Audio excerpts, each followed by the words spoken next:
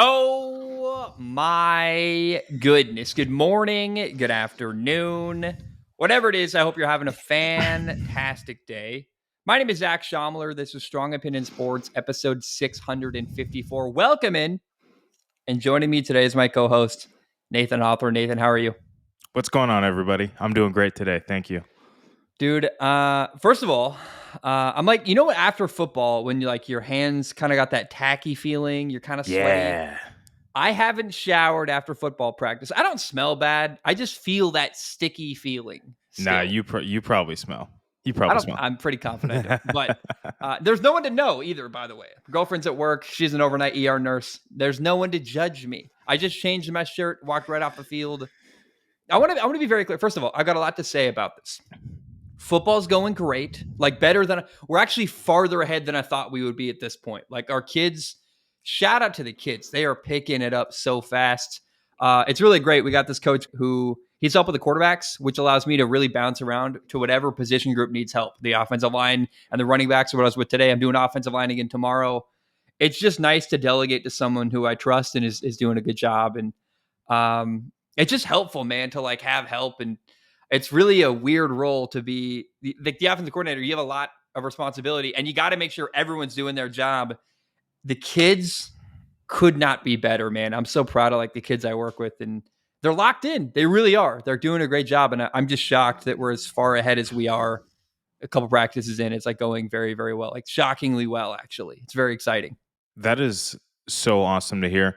Number one, it feels great when your team has that kind of progress. Number two, that says a lot about coaching and the way you guys are giving that information to these young kids. A lot of times you throw too much at them and it can be really difficult, but it sounds like you guys are giving them just the right amount at just the right time, keeping them moving, and that's really awesome. I really hesitate to take credit. It's just the kids, man. Like they're focused. It's really like because you can do whatever you want coaching, but if the kids don't pay attention and lock in and take it seriously, it doesn't matter. And the kids we have, they're locked in. They're taking everything really seriously. It's just awesome, man. It's really like encouraging when the kids you have are doing a good job, and that's everything they can control. They're doing a great job at, and that's so important, man. Amazing. I want to say thank you to you. It's 10:24 p.m. at night, right?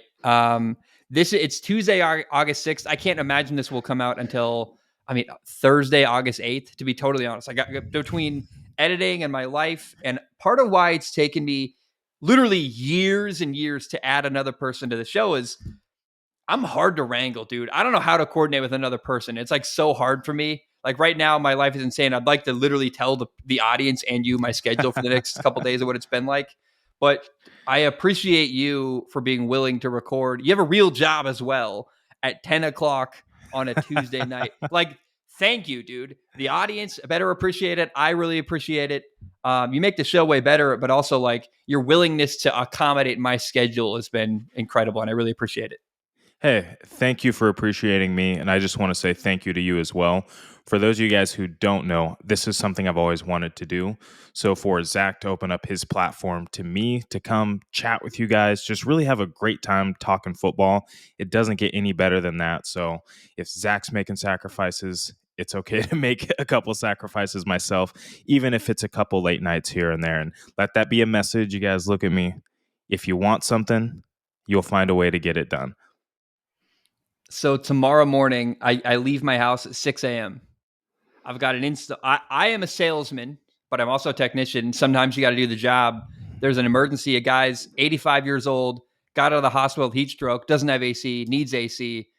I met him. I met him yesterday, Monday. Hot. I'm installing at his house on a Wednesday. We're booked 2 weeks out. None of our technicians are available. I'm like, well, I got the skills. Technically, I can do it. So I've got half the day booked to install that system. Then I got meetings. Then I got football practice. Then I got a coach's meeting after practice. I'm going to leave my house at 6 a.m. tomorrow, probably get home at 11. And every day for the last however many days has been like that. We've had coaches meeting on weekends. I did an install on Saturday in Waumea, Oregon, 2.5 hours away. Like I haven't had a day off in like well over a month. It's been going and going and going. And I love everything I'm doing. I'm also so tired, dude. Like I am stretched so thin. It's really difficult. Like I miss my girlfriend. You leave at 6 a.m., you get home at 10. I don't know if you can calculate. There's not a lot of time for A, sleeping, but B, hanging out with your girlfriend, like connecting as a couple. Like, dude, shout out to her for being so accommodating, understanding. But I have been just going at a clip that is now everything's working. By the way, the job's going great, football's going great, the podcast continues somehow. But holy shnikes, man! Like I'm doing more than any human should be doing. Like, let's acknowledge that. I don't know how. I'm really proud that I'm doing it, but it's a lot right now. I'm exhausted. Hey, I'll tell you what. I know that I'm appreciative of your time. I know that the SOS fans, viewers are certainly appreciative of it as well. And yeah, we couldn't be more grateful for you specifically. What's cool? Time's flying by. I don't know if you know this. When you're this busy, like I'm gonna blink and it's gonna be Christmas. I'm gonna be like, oh, what? It's the holidays already, isn't it? Like, it's just crazy how time flies. You doing good, man? How's life? How is everything? Hey, it's great. Getting settled into the Bay Area with my fiance, getting close to locking in a wedding venue, which is incredibly exciting. Work's trending in the right direction, so we're doing real well. Thanks for asking.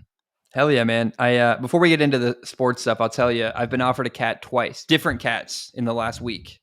And Molly won't go for it yet. And I don't blame her because I'm gone all day. Like, the truth is I'd be getting my girlfriend a cat because I'm never home. She's like, we got to wait till you're not slammed to get a cat. But I've been trying. I've been pushing really hard. I know you're a cat person. I want a cat desperately. I tell you what, this time last year, I was anti-cat. I'll tell you that right now. Yes, it wasn't until my fiance showed me a beautiful picture of what Rhea would look like, our cat now, that you guys saw the last episode. She was like, oh, like, what about her? And essentially, I was like, yeah, if you bring home like a baby Jaguar, we can definitely have a cat. And I kid you not, a week later, she came home with one. I was just like, all right, I guess we have cats now. And you fall in love with them. And then I went out of my way to get our second cat, Leo. He's my boy. I gotta tell you a story. Warm up to you. So we recorded last Thursday night? Is that correct? Last week, Thursday night? Yep, Thursday. So I left my house. So I had to post that episode Friday afternoon. And I worked all day, finally got the episode out. I had to go to Waumik, Oregon, which is 2.5 hours away across, like, over Mount Hood to get there. Because I had to do an install Saturday morning in Oregon. Just, I'm being a nice guy, helping someone I know. I leave my house at midnight. I get to Waumik, Oregon at 2:30 in the morning. My plan is to sleep in the back of my truck, wake up, go do an install, then drive back to Portland that night. 2:30 in the morning, I open my tailgate. I'm in the middle of nowhere, Oregon, at my friend's farm, and a cat jumps on my tailgate, looks at me, starts meowing. I turn the light on in the back of my truck. He doesn't even care. He just climbs on my mattress, lays in my bed, and starts purring and meowing on the mattress in the back of my bed. This cat just wanted to be my cat. And I didn't take him home, unfortunately. But he cuddled with me all night. It was really wild. He just was like, chose me. It was so funny. That was where this cat thing started. And then a couple of days ago, I'm at a customer's house. They have 3 cats. They want to have 2 cats. Their cat jumps on my lap and is just cuddling me while I'm going through my sales pitch. And he's like, look, the cat shows you. He wants to go home with you. And I'm like, Molly, please. I sent Molly a picture. I've been pushing hard, dude. I want a cat badly.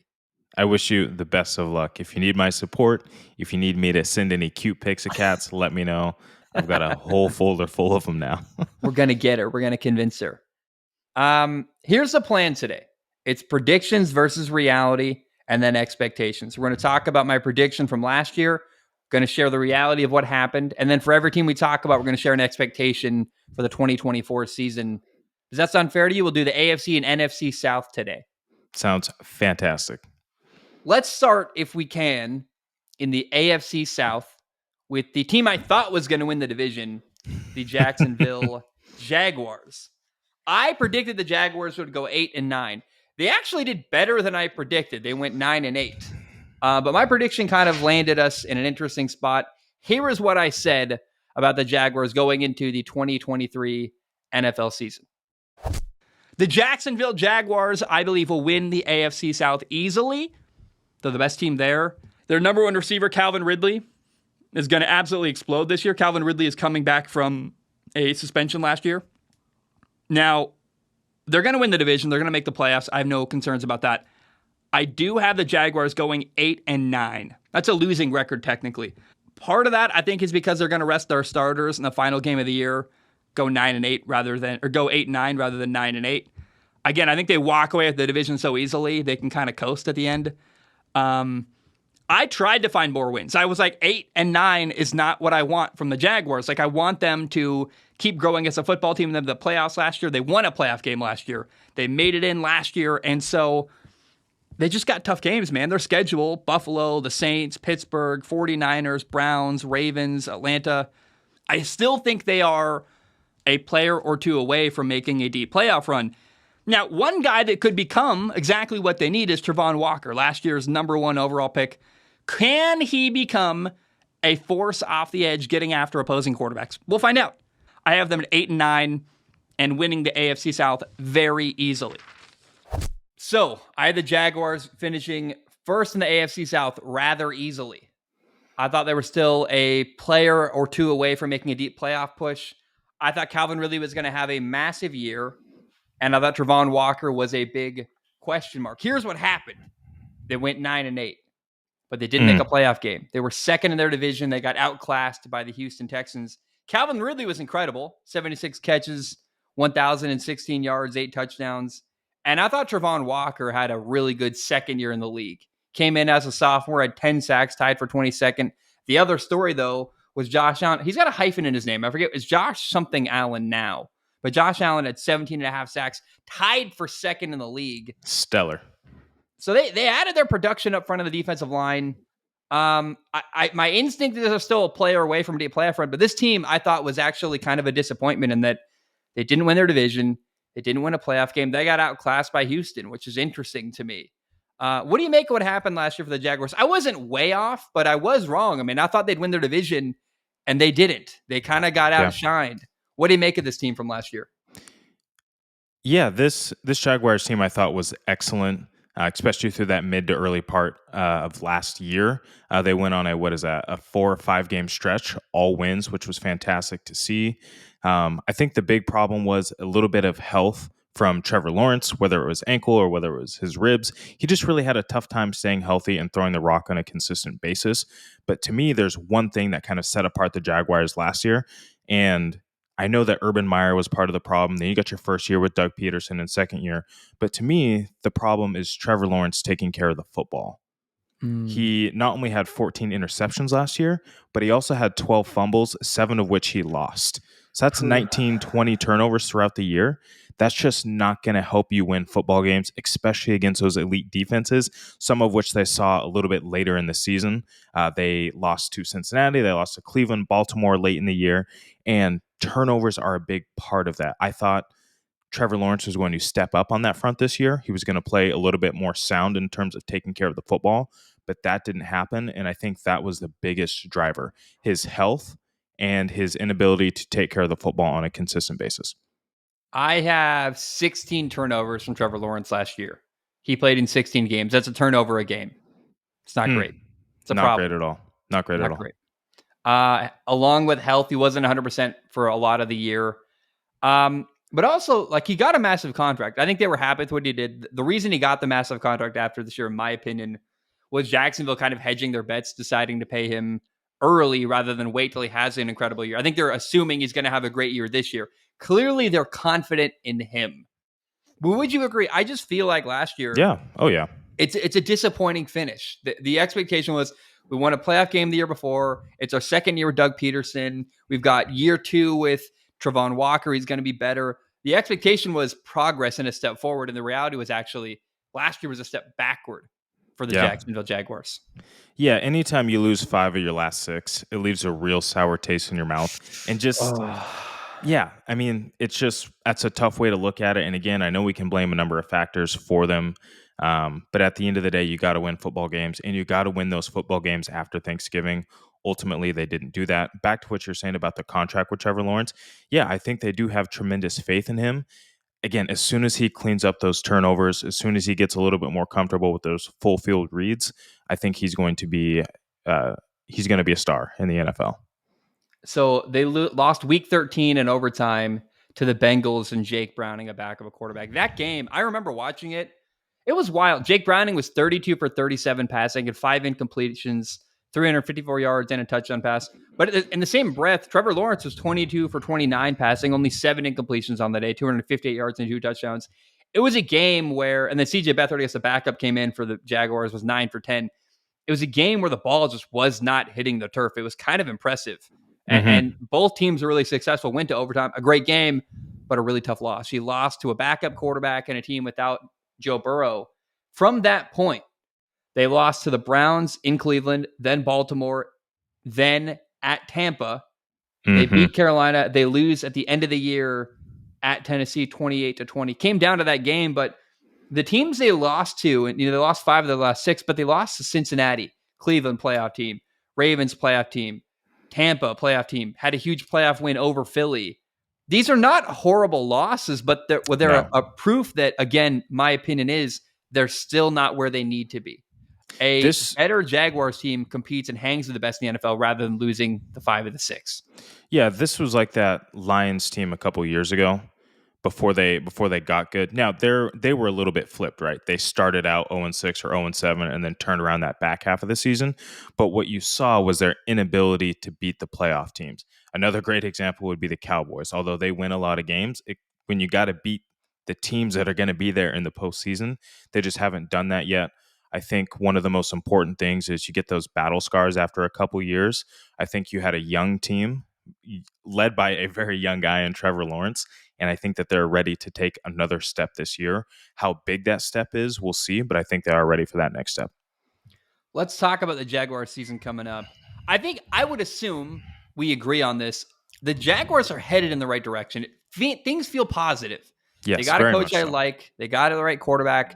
They're the way this season ended last year sucked. It's a disappointment, but I still believe in their future. I think they're headed in the right direction. And this division in general, Houston, Jacksonville, Tennessee, Indy, it's so interesting and competitive. But I think the Jaguars and Houston are the top 2 teams in that division. And I think they're going to be fighting with each other for a long time with CJ Stroud and Trevor Lawrence. Yeah, I'd 100% agree with that. I think, again, this is a year where I think they do take that step. To me, it's between them and Houston to win this division. I think they probably split those games this year because both of those teams have quality, well-coached defenses, and both of those teams have weapons on offense. Now, specifically with the Jaguars, I really think that Trevor Lawrence coming back, he threw for 4,000 yards last year. If he cleans up those turnovers, he's going to be thrown to Christian Kirk.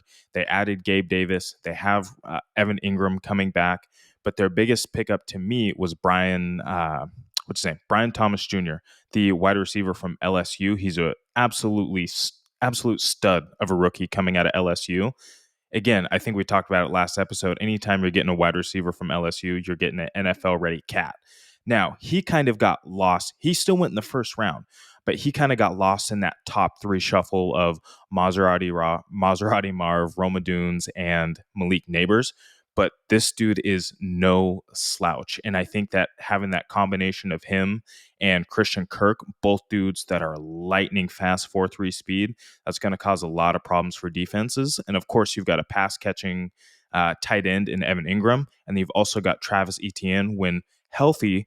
And when they commit to the run game, he's easily 100 yards per game guy, great in the pass game, and he's also a great pass blocker. So they've got a absolutely loaded offense, and then you alluded to that defense as well.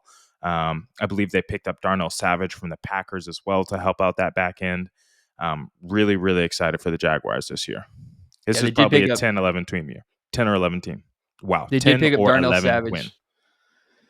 Darnell Savage as their free safety. Yeah. Let's talk about something interesting from last year.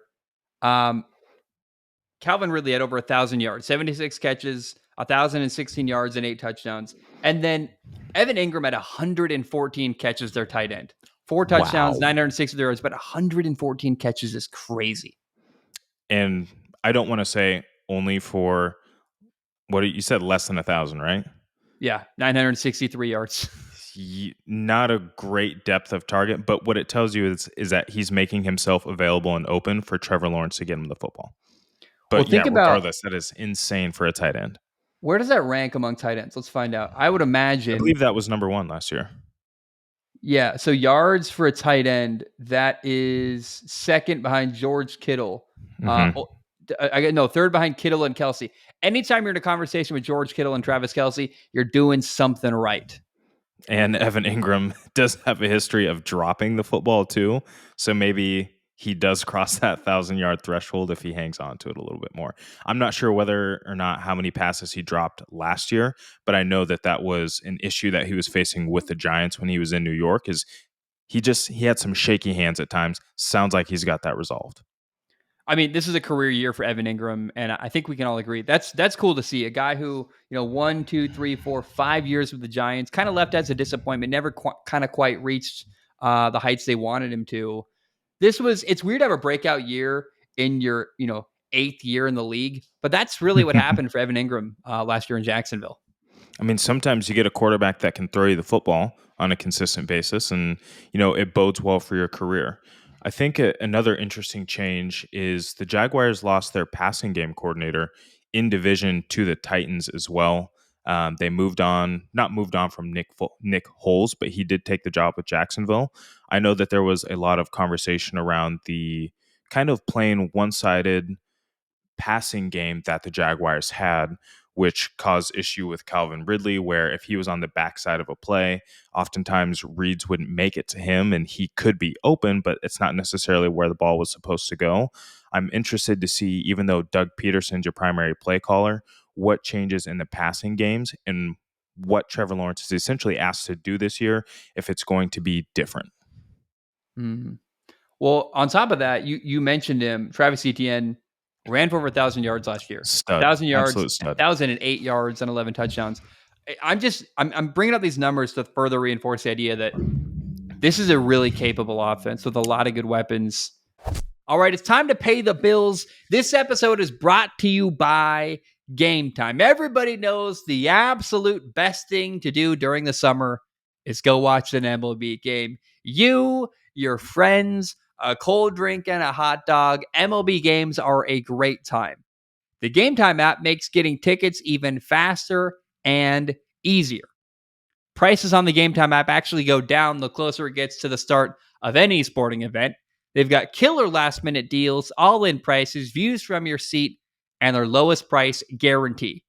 Game Time takes the guesswork out of buying tickets. Here's what Game Time does for you.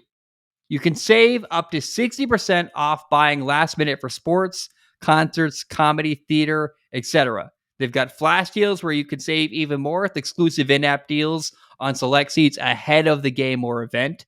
There are zone deals where you can save even more when you choose a section and let Game Time choose the seats for you.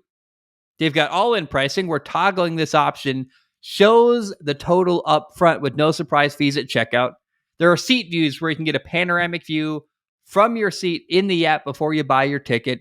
And Game Time has the lowest price guarantee, or Game Time will credit you 110% of the difference. And Game Time has ticket coverage, meaning your purchase is covered with the most flexible customer service policy in the ticketing industry. Download the Game Time app today, create an account, and use code CLNS for $20 off your first purchase. Download the Game Time app, create an account, and use code CLNS for $20 off your first purchase. Terms apply. Again, redeem code CLNS for $20 off. Download Game Time today.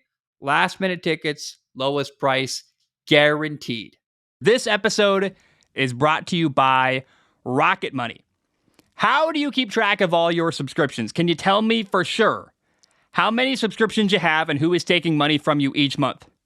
Have you ever had trouble canceling a subscription or discovered you were being charged for something you didn't think you should be charged for? Well, Rocket Money can help you. Rocket Money is a personal finance app that finds and cancels your unwanted subscriptions, monitors your spending, and helps you lower your bills. I can see all of my subscriptions in one place, and if I see something I don't want, I can cancel it with a few taps. I never have to get on the phone with the customer service agent. Plus, they'll even try to get you a refund for the last couple months of wasted money and negotiate to lower your bills for you by up to 20%. All you got to do is take a picture of your bill, and Rocket Money takes care of the rest. Rocket Money has over 5 million users and has helped save its members an average of $720 a year with over $500 million in canceled subscriptions. Stop wasting money on things you don't use. Cancel your unwanted subscriptions by going to rocketmoney.com/SOS. That's rocketmoney.com/SOS. rocketmoney.com/SOS. All right, guys, back to the show. Here's a problem with the Jaguars this year. Look at the first couple games they've got on their schedule.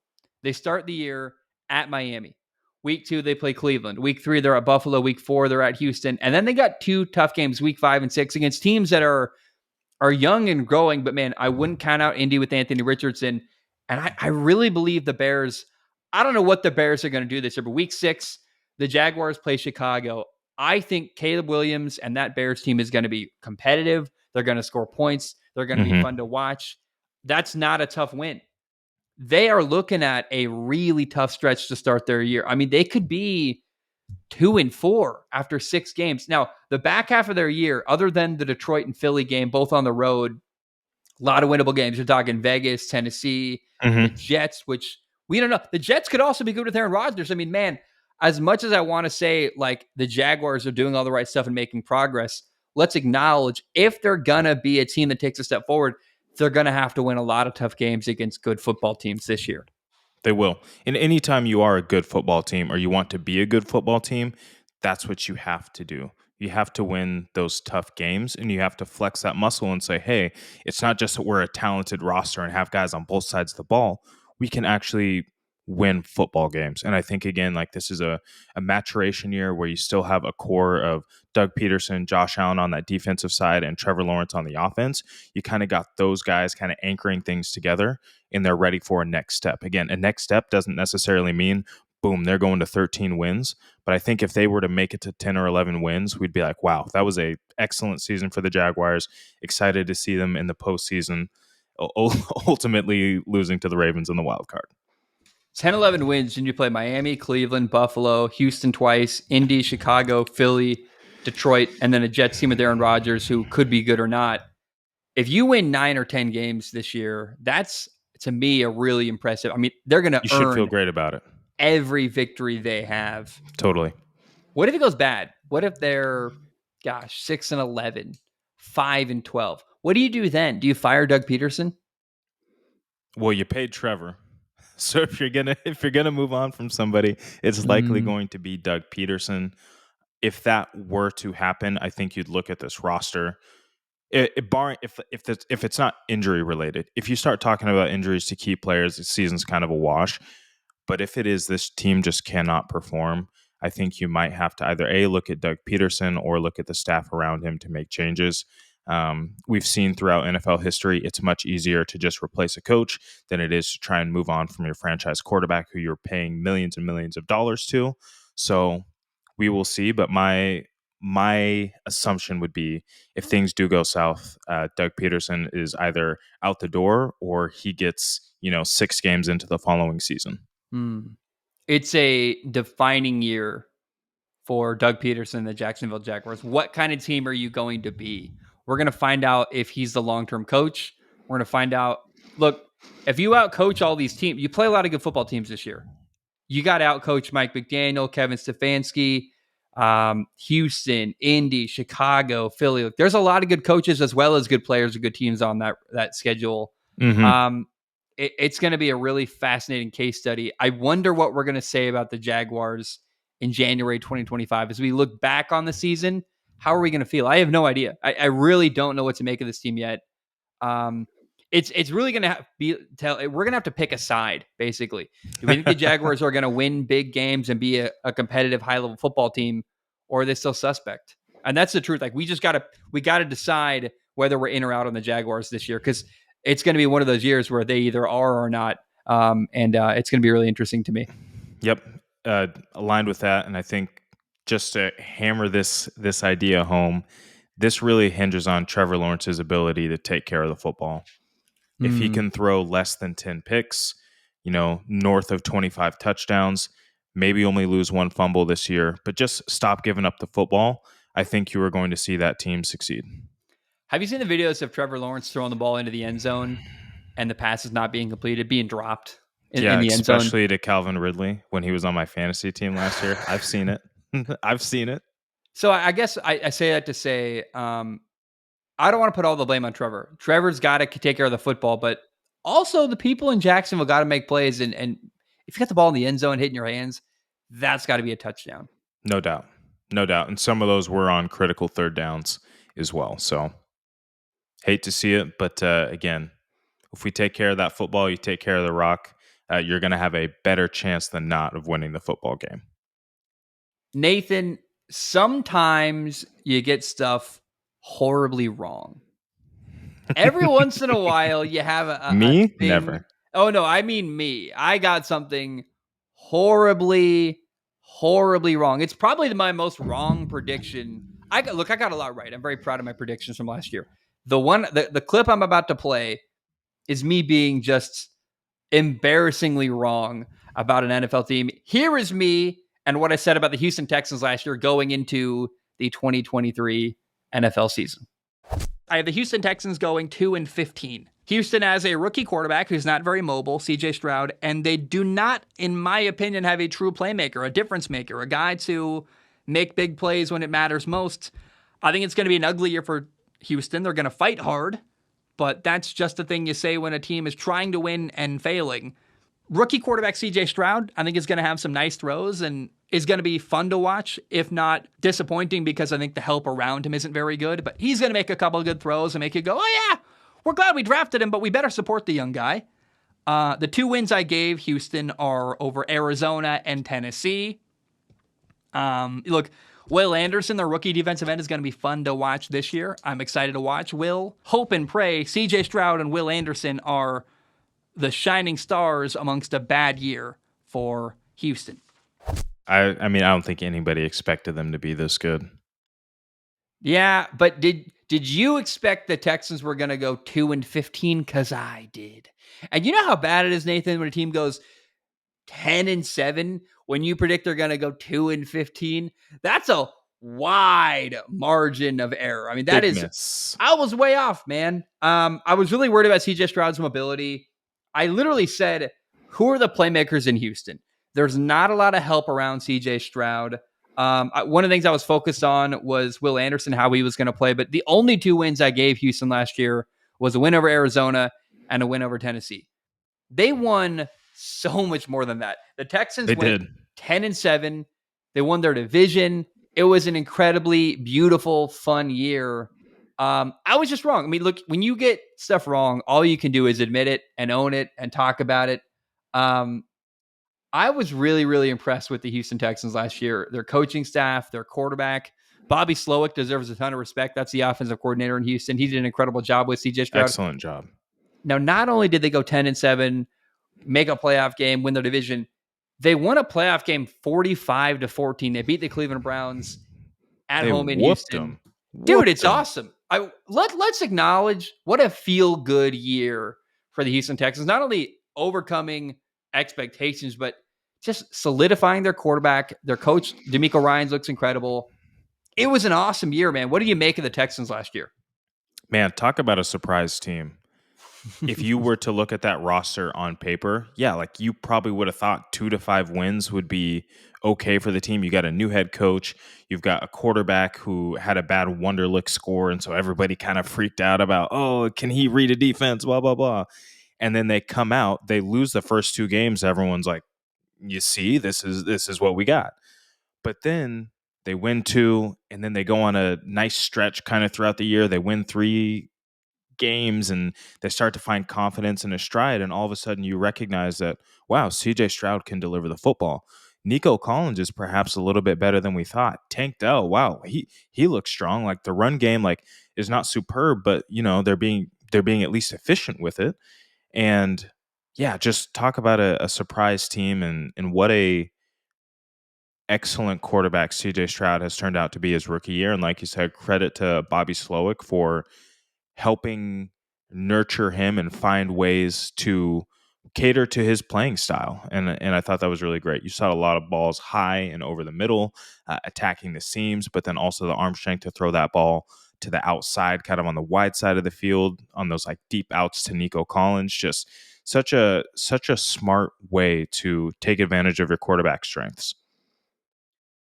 Here's the truth, man. I didn't realize a rookie quarterback could play the way CJ Stroud did last year. I mean, oh man, we just talked about Trevor Lawrence. CJ Stroud was a step ahead of Trevor Lawrence, and it's not even close. I mean, way fewer turnovers, more touchdowns, more efficient, better with the football downfield. It's not even.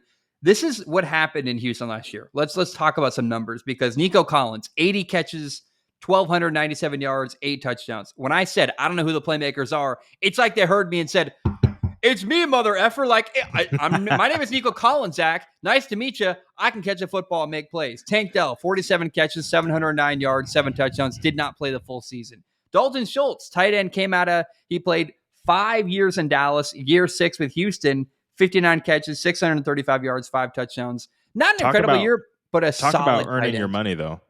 Oh, as far as like for a tight end, and given the share that he had with those other guys, like really excited for Dalton this next year. Oh, dude, he became. Tight ends are always a quarterback's best friend. Tight ends are kind of your safety blanket, your guy underneath, the guy you can count on third down. That's exactly what Dalton Schultz was for CJ Stroud. CJ Stroud, let's talk about it. 4,108 yards, 23 touchdowns, 5 interceptions, 3 touchdowns rushing. So few turnovers, man. I like I said, I did not realize a rookie quarterback could look this good. He was so well prepared. He clearly worked his butt off. Really, the only question is, what does he look like in year 2? Like, can he follow it up?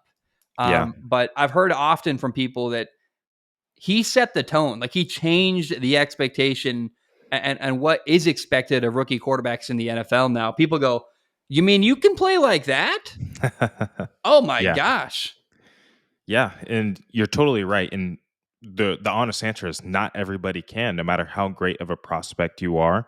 But he certainly did change the narrative more definitively for those rookie first round quarterbacks, because we've kind of seen the transition to, you draft a first round quarterback, he's got to sit for a year or 2 and then he gets to play. And then it's kind of transitioned to, in the last maybe 5 or 6 years, of we're drafting this guy in the first round and he needs to play for us ASAP, right? And with that change in transition, yes, he absolutely changed it to where no, you can't just be good in year 2. We need you to be good year 1. We can't wait until year 2 or 3. And that puts an immense pressure on the rookies coming in this year. It puts the clock on for guys like Tua, Trevor Lawrence, Jordan Love, guys who have now gotten these big contracts but haven't really, popped off quite yet, or really, you could say, earned those contracts. So it'll be very interesting to see how this year's rookies handle it. But again, CJ Stroud, we gotta figure out whatever is in the tape from his college film. We got to figure out whatever it is he was doing on the analysis side, and just try and find it in our next NFL quarterbacks. Because again, whatever he's got going on is something that you want in your NFL pedigree. I think he's so much fun to watch in the offseason, and maybe he put a target on his back too, doing the podcast with Micah Parsons. But when you hear him talk about football, he speaks about it, number one, in a fun way, but also so intelligently about what he's seeing. I remember a clip of him talking about a defense. He was like, oh, like I saw this safety move over, but then he kind of stopped moving and he kind of dropped back a little bit. So I knew something weird was coming. And then I snapped the ball. I realized it was fire zone. I was able to hit him like backside, or I was able to hit Dalton like backside on the seam, blah, blah, blah. You just hear him talk out what he was seeing, and you can tell that he just has a high level of football IQ that allows him to get the ball to the right place, get it there on time, hence only having 5 interceptions in his rookie year, which is incredible.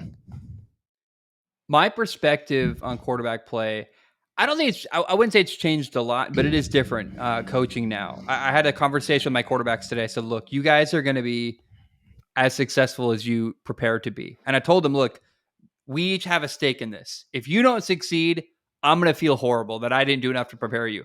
But at the end of the day, I can only do so much. You got to ask the right questions. You got to work really hard to prepare. I can only do so much work on my end. You have to carry your end of the bargain. So a lot of respect goes to Bobby Slowick, the offensive coordinator. I think it's underrated what he did to prepare CJ Stroud. And clearly, I would imagine he must be an incredible communicator, the way he taught CJ Stroud. But the other end of that is CJ Stroud doing the work, man. Receiving that information. Oh, yeah. It's clear, like, they're an incredible coach, and quarterback pair. It's actually really unfortunate when you look ahead to the Houston Texans' future. Bobby Slowick's the offensive coordinator, not the head coach. Meaning, if he does a great job, at some point, he's going to be asked to move on to become a head coach. Now, my take is this, man. I'm so lucky the head coach I coach with.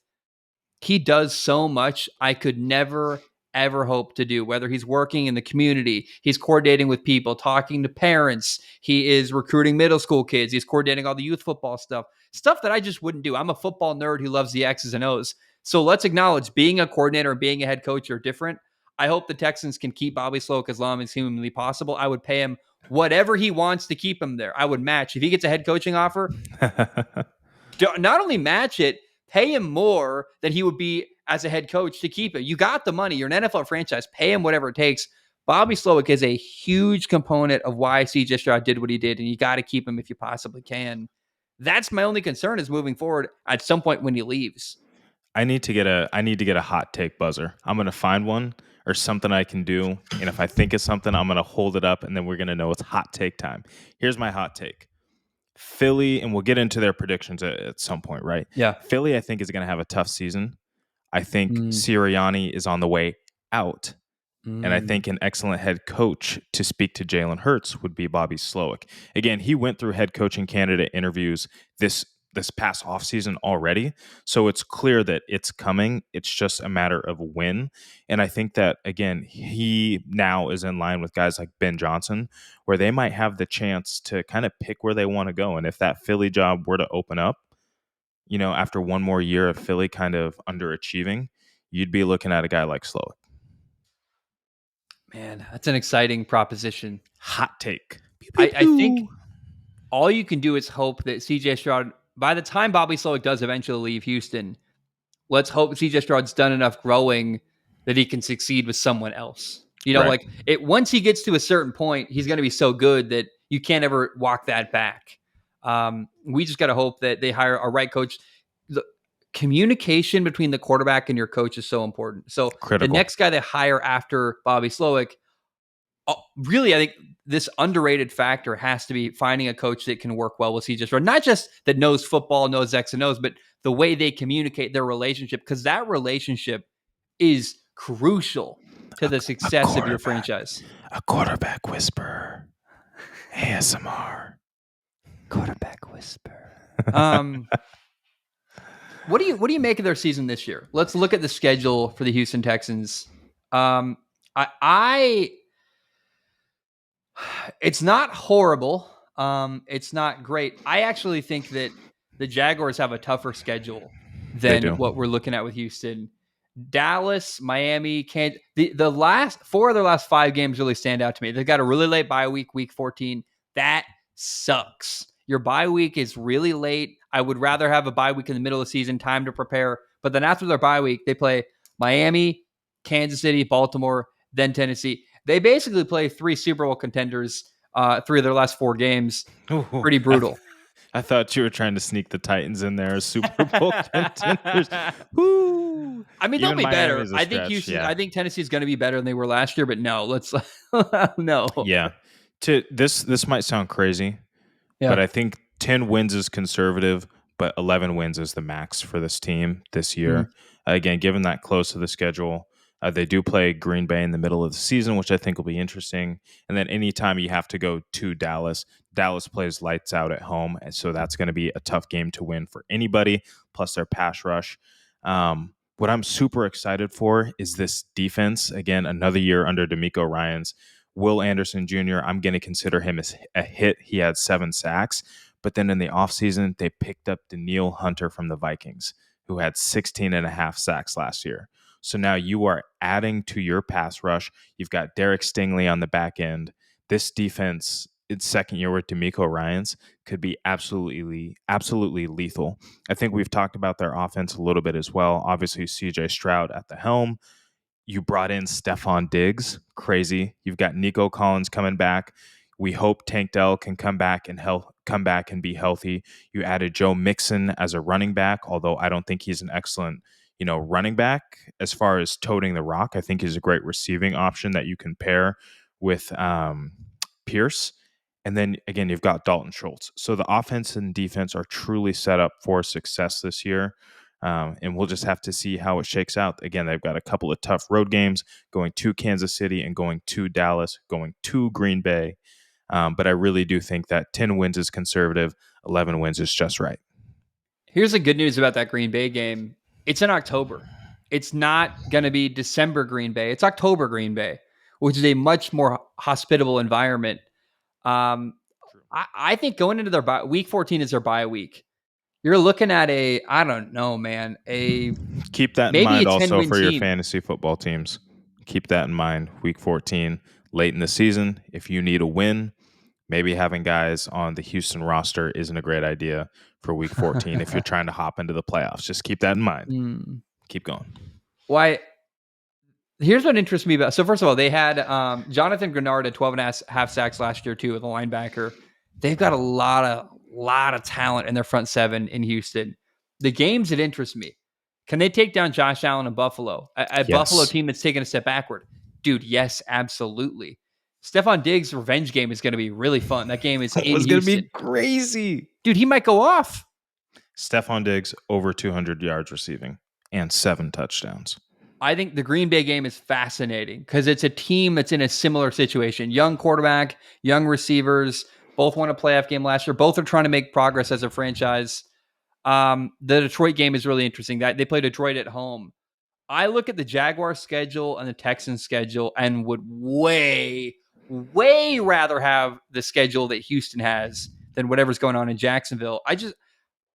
I think it's really lined up for Houston to win their division for a second year in a row.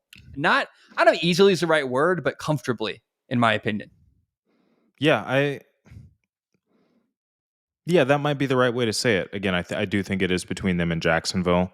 It will come down to that quarterback play, and I think those are going to be some really exciting games to watch between those two teams who, over the past, historically, like previous years, haven't been great, but to see two great young quarterbacks go at it, two young defenses go at it, it'll be really fun.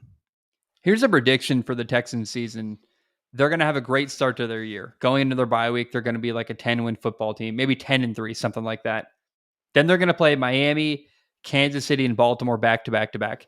If they go 1-2 in that stretch, or even 0-3, it's going to cast a shadow of doubt on the Houston Texans. I'm telling you, Christmas Day, they play the Baltimore Ravens. If they lose that game right after Christmas, going into New Year's weekend, there's going to be a huge conversation about, Houston, they're frauds. They can't win any big games, blah, blah, blah. Prepare yourself now for that conversation going into the playoffs where people are saying, Houston, yeah, they're good, but they can't beat good teams. I can already hear Stephen A. Smith saying that in my head. I just know that's going to be the conversation. And I don't know that that's fair. I mean, I'm really curious. Those 3 games, Miami, at Kansas City, then Baltimore, that's going to be an interesting test and a litmus test to see how good this Houston Texans football team is. But I'm really confident in their ability to win their division and make a run in the playoffs. Stephon Diggs, here's the thing. What if they beat Kansas City? What if they beat Baltimore? What if they beat Miami? What if they finish 13-4? That's a possibility given the record, given their talent. If they can win a couple big, tough games, you're looking at a 12-win, 13-win football team in Houston. Yeah, totally. I do think that they still need to. I keep talking about experience and scars because to me that truly matters in the NFL. I know that they lost in the playoffs last year to, I believe it was Baltimore in the divisional round. I think they have another year of losing some big games before they can really turn it around. But again, I could be wrong. They were in the playoffs last year. They're probably a few plays away from making it to that AFC championship with against Baltimore. Those games could go either way. It'd be really, really cool to see him win 13 games. But again, 10 is good. It's conservative. 11, I would be ecstatic. They're going to make a deeper run than Buffalo. I'm really confident in that. I'm out on Buffalo. I don't know what else to say. Yeah, man. Here's the only thing that would shock me. It would absolutely shock me if Houston had a bad year. I just don't, barring an injury to CJ Stroud, I don't see this year going sideways at all for Houston. I'm really confident. I have high expectations and high hopes. I love what they got going on. In fact, I'm really sure they're going to have a good year. And then going into 2025 seasons, that season we're going to be talking about how are they going to handle the loss of Bobby Slowick. I can already see it. They're going to have a great year. Bobby Slowick's going to leave. It's funny how you can kind of predict the narratives. You can predict that there's going to be a conversation. Can they beat good teams? That's going to be the conversation week 14 and end of Christmas. Then going into next year, it's going to be, well, how are they going to handle losing Bobby Slowick? I just think they're on the up and up. And I would be absolutely shocked if they had a bad year this year in Houston. I would be very shocked. Very shocked. Here's what I said about the Houston Texans. Here's what I said about the Tennessee Titans going into the 2023 NFL season. The Tennessee Titans, I have them going 3-14. I apologize, right? I hope I am wrong about the Titans. I really, really admire Titans head coach Mike Vrabel. He always in the past has gotten the best from his team. Even when the talent isn't there, he finds a way to maximize what he has. And so I'm rooting for him. I like him. But the quarterback, Ryan Tannehill, is mediocre. Running back, Derrick Henry, is aging. I think the offensive line is a mess. Could be potentially the worst offensive line in the NFL. They added a veteran receiver, DeAndre Hopkins, and he can play. But he also is more of a technical player now than an explosive player. And so if you're expecting him to just be a prayer and rescue Ryan Tannehill from bad throws and bad decisions, I don't think he's going to do that. Look, if I'm right, it's going to be time to rebuild in Tennessee. So I'm concerned. I would love to be wrong. I tried to find more wins. I frankly couldn't. I don't have a lot of confidence in this football team. But it's weird because I am confident in their head coach, Mike Vrabel. And if they win this year, it's because of him, and he should get coach of the year. And if they lose, I would say it's not his fault. It's just the team he has isn't very good. I had the Tennessee Titans going 3-14 going into the 2023 season. Pretty low expectations. As much as I love Mike Vrabel, I just didn't see a lot of wins for this football team. Bad offensive line, Ryan Tannehill at quarterback, an aging Derrick Henry. Low expectations for DeAndre Hopkins. I really believed that after the 2023 season, I knew this in August, hey, we're headed towards a rebuild in Tennessee. It just feels that way. Yep. They actually won more games than I thought. I had them going 3-14. They went 6-11, but we still got the same result. We switched quarterbacks. Derrick Henry left. Mike Vrabel moved on. It's a total rebuild in Tennessee. And I think that's right. It was telegraphed so long ago. This team wasn't set up to succeed very much in 2023. The roster wasn't great. The help they had wasn't great. I think Mike Vrabel, during his course in Tennessee, did a great job getting the most out of his roster every single year. I would even argue 6-11 is doing exactly that. It's succeeding where you probably shouldn't have. They got double the win total I thought they would. It's just unfortunate. They just didn't have a good roster. The help wasn't there. And the players, the talent wasn't there in Tennessee. What do you make of all that, what I just said? Yeah, I'm not sure that there's much else to say other than, the team just wasn't very good.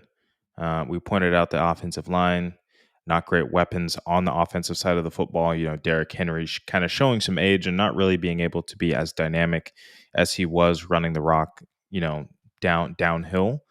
Just a all around tough season. I think everybody, like I said, kind of felt that this might be the last run.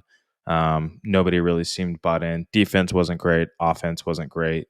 Couldn't commit to a quarterback. And it just, season was kind of a wash. And, when the season's a wash, sometimes you got to look at that clean slate for the next year and just keep it moving. Here's a bright spot. Derrick Henry ran for over 1,000 yards, had 1,167 yards. Which surprised me. It was an ugly 1,000. Well, then our boy DeAndre Hopkins, you just called him washed up in our text thread a minute ago. He had 1,057 yards, 75 catches. Like, not bad for a washed up, aging veteran receiver. Not great. He's still there in Tennessee. They've got Calvin Ridley in Tennessee this year. Mm-hmm. Tyler Boyd, Traylon Burks. Like, they're going to try to win this year. I feel really satisfied. We talked. They switched quarterbacks to Will Levis. He had a middling year last year. He was better than Ryan Tannehill. Mm-hmm. What I'm interested in with Tennessee is not last year. It just wasn't a great year. It was a year of transition. It led to a rebuild. But they hired Brian Callahan, the former offensive coordinator of the Cincinnati Bengals. He worked really well with, why am I blanking on the name? The kid out of Washington. Jake Browning. Jake Browning. he made Jake Browning look great. And anytime you've got an offensive coordinator to make a backup quarterback look good, you're going to have success and get elevated, most likely. And I like it. They brought an offensive-minded head coach to work with their young quarterback, Will Levis. There's some potential with their weapons on offense.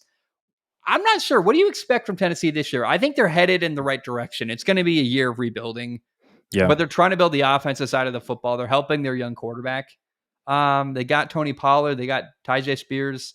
What do you make of what's going on in Tennessee this year? Yeah, I think they looked at the culture that they'd had over the last couple of years, very defensive sided with Mike Vrabel, who, by the way, is with the Browns now. Very scary that he's with the Browns helping coach that defense. Horrifying. Yeah, but I think they took steps in the right direction, getting an offensive head coach. You're telling Will Levis, hey, we are going to give you the opportunity to be the starting quarterback of the Tennessee Titans for the long term, and we need to see you do it. So you brought in Tony Pollard, you brought in, Calvin Ridley, DeAndre Hopkins is coming back, you acquired Tyler Boyd.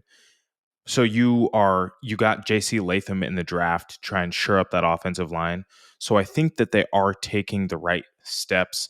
They also drafted T'Vondre Sweat out of Texas to try and get you some pass rushing ability on the defensive side. So again, all really positive things trying to address the glaring problems that they had. I just don't think that this is the year that they make that step. What we'd love to see from Tennessee is improvement by the end of the year, right? Kind of like we've talked about with how the Lions were a couple years ago and the Cardinals last year. Like you started to see them play fundamental football, play hard, play aggressive, and really own the fact that this is a growing year. And that's what we should expect. They have an absolutely brutal start to their season. Week 1, they play at Chicago. That's a great game, by the way. 2 young quarterbacks, 2 teams in rebuild mode. I think the Bears win that football game. They play the Jets, then they play Green Bay. Week 4, they play at Miami. I think they're 0-4 going into their bye week. But then they play Indy, a good football team. I think that's further ahead in the rebuild than them, got a better quarterback than them. Then they play at Buffalo, then at Detroit. I think they're 0-7 going into their week 9 game against Indy. And that's an honest, and maybe they're 1-6, at best 2-5. They're not going to have a good record going into that New England game. Now, I think they beat New England. I think that's their first win of the year, or if not, and I think they maybe steal a win from someone else. Maybe Tua Tagovailoa gets hurt. Maybe, Right. Maybe 5 plays into the year this year, Aaron Rodgers tears his Achilles and he doesn't play at all week 2 against the Jets or against Tennessee. You never know. But I don't have high expectations for the first half of their season. The question is, how do they finish? Like you said, they play Washington, they play Jacksonville, they play Cincinnati, they play Indy, Jacksonville again, Houston twice. They play Houston and Jacksonville both. So those 4 games happened. They play both of those teams twice in the final half of the season. So they've got time to prepare for their division games. Yep. I think it's going to be an ugly, awful start to the year. The question is, like you said, can they finish strong? But I think we're headed towards another really bad, low win total year for the Tennessee Titans. The question is, though, what do those losses look like? If they lose to Washington and Jaden Daniels, if they lose to Cincinnati, if they lose to Jacksonville, is it competitive or is it a blowout and your quarterback looks bad? That's what can't happen. Your quarterback cannot look like garbage when you hired an offensive-minded head coach and you just drafted him in the second round. You're trying to rebuild around him. Correct. All that's got to matter. I don't care what their record is. Will Levis has to make progress and get better as the year goes on. And he's got to end the year with a positive vibe. Like, hey, this might be your guy moving forward, but we got to find out next year, I guess this fall in 2024. Yeah, my concern for Will Levis is just the accuracy.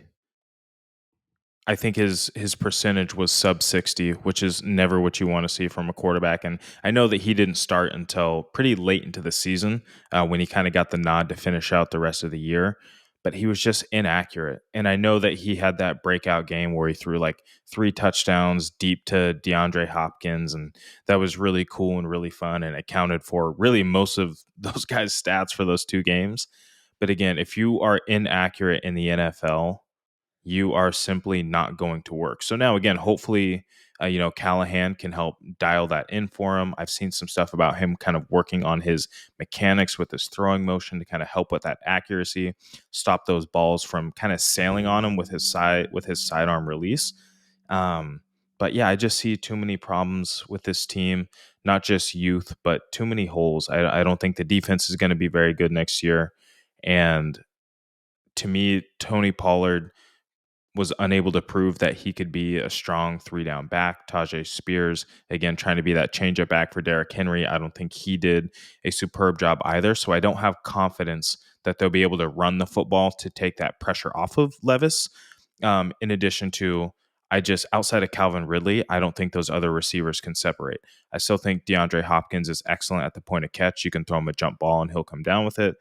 Tyler Boyd is a sure-handed guy if you can find him on third down.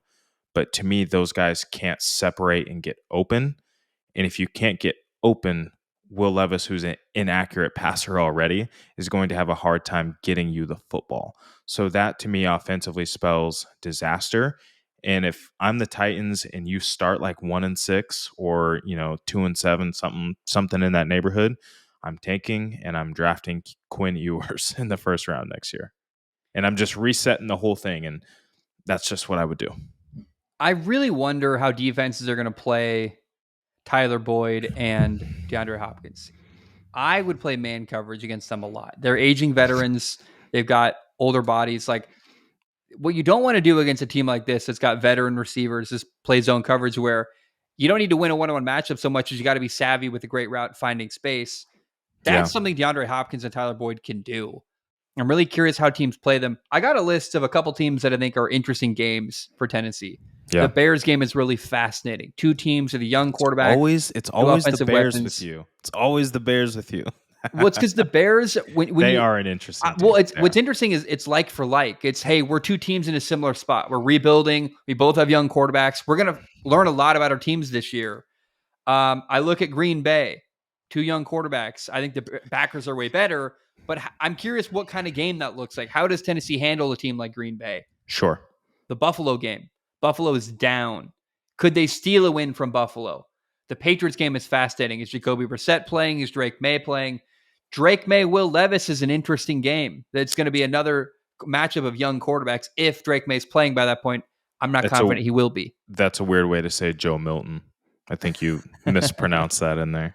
The Washington game is fascinating. Will Levis against Jaden Daniels is interesting. The Colts game is fun. They got two of them, and Anthony Richardson against Will Levis is interesting. Again, it's two teams rebuilding with young quarterbacks.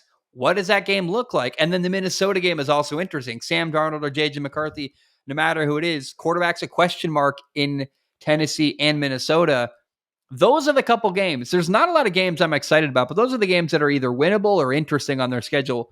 The rest of their games are frankly pretty ugly. Cincinnati, Houston twice, Detroit, the Chargers, Miami, New York. I mean, a lot of these games are going to be ugly losses, but the games that are interesting are the ones where two teams at a similar situation franchise-wise, how do they handle those games? Packers, Washington, Minnesota, Indy, Patriots, Bills. Those are the games to circle and go, our season, how we feel about it is going to be defined by how we handle these couple games, these handful of games this fall.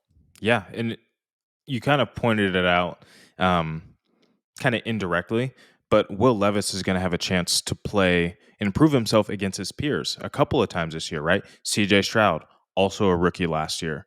You're going to be going against J.J. McCarthy, potentially, maybe. We're not entirely sure. And you got Caleb Williams, another rook. And then you've also got, oh my goodness, from the Indianapolis Colts, Anthony Richardson. So you're playing guys who were higher first-round picks. You were first pick of the second round. This is your opportunity to say, hey, I kind of fell in the draft. And like you said, it'll be interesting to see him kind of go up against his peers. This could go one of two ways, right? So I said earlier in the show that a new standard was set with CJ Stroud. We went, rookie quarterbacks can look like that? That's crazy. Will Levis certainly did not do that for me. I didn't look at Will Levis last year and go, wow, what an incredible rookie year. He was middling. He was fine. However, he had, Mike Vrabel as his head coach. He had a team not built to succeed on offense. Fair. Now he's getting a fair shake. Say what you want. Tyler Boyd, DeAndre Hopkins, the weapons they've got, the coach they have. It's a better situation for a quarterback than they had last year. Now it gets real. Now there's no excuses. We're going to find out what you can do. You got a coach who understands quarterbacks, who worked well with Jake Browning last year.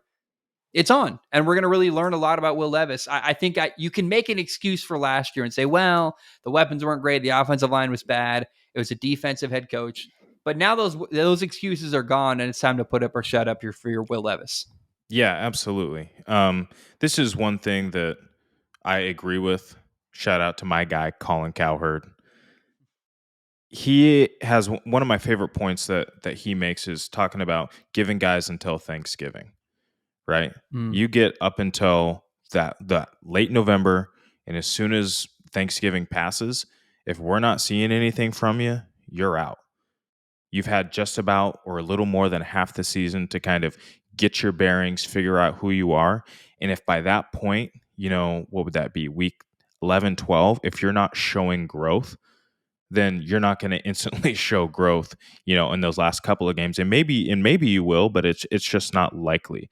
You've seen enough live bullets. You've been in the action enough to have grown. So yeah, I think that would be true. So that first game after Thanksgiving is against Washington, against one of his peers, Jaden Daniels. You got to be able to win that game. And then Anthony Richardson, a couple weeks later, then CJ Stroud to close the season. Those are the games that they're going to be looking at for for Will Levis to really show that he's taken steps if he hasn't already.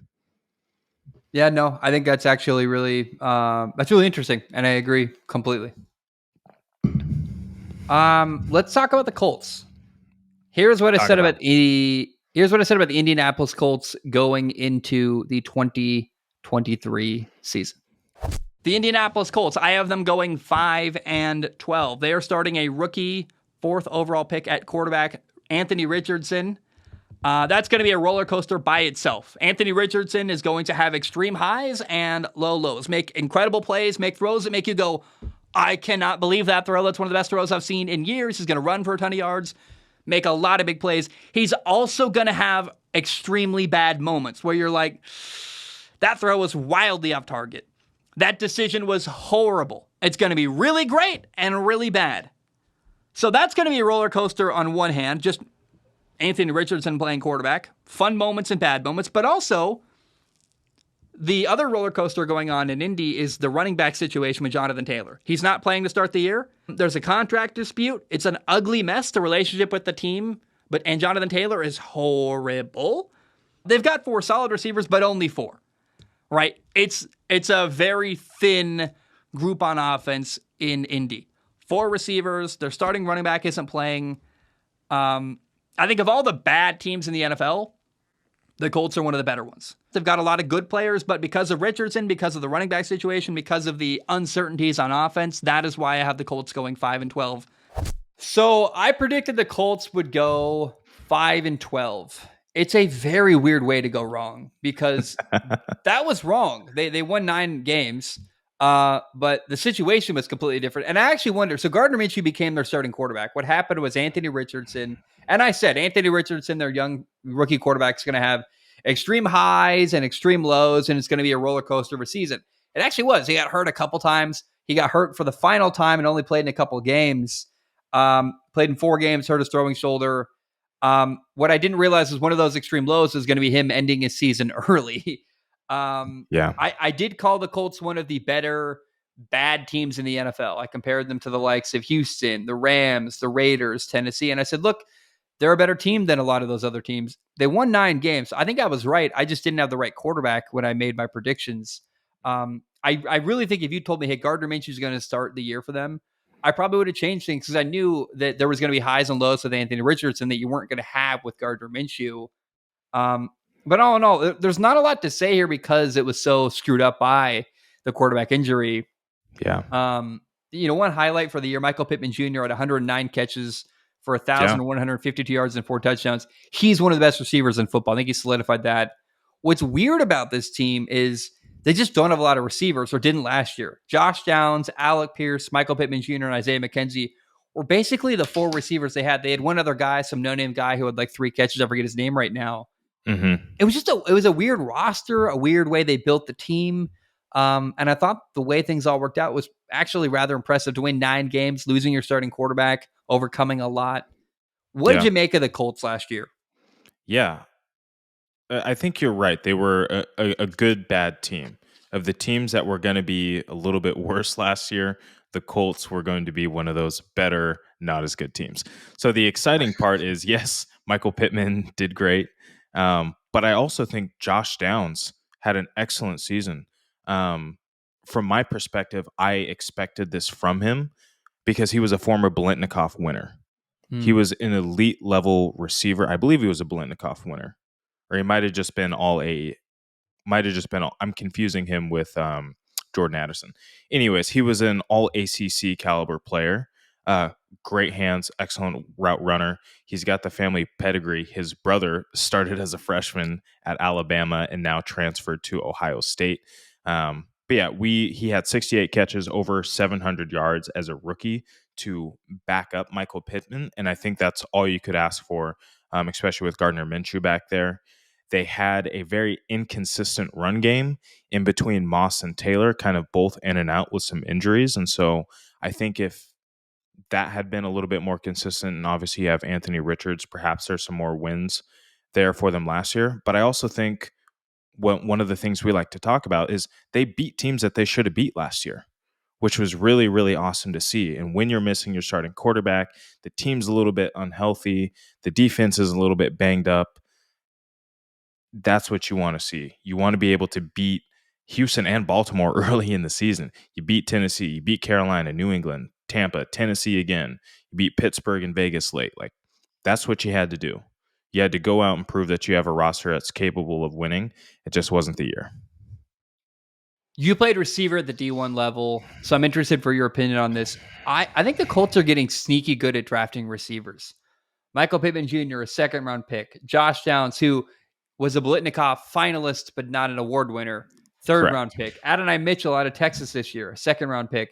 They're finding quality receivers in later rounds of the draft. Alec Pierce, a second-round pick out of Cincinnati. They're getting quality receivers that they're not spending first-round money on.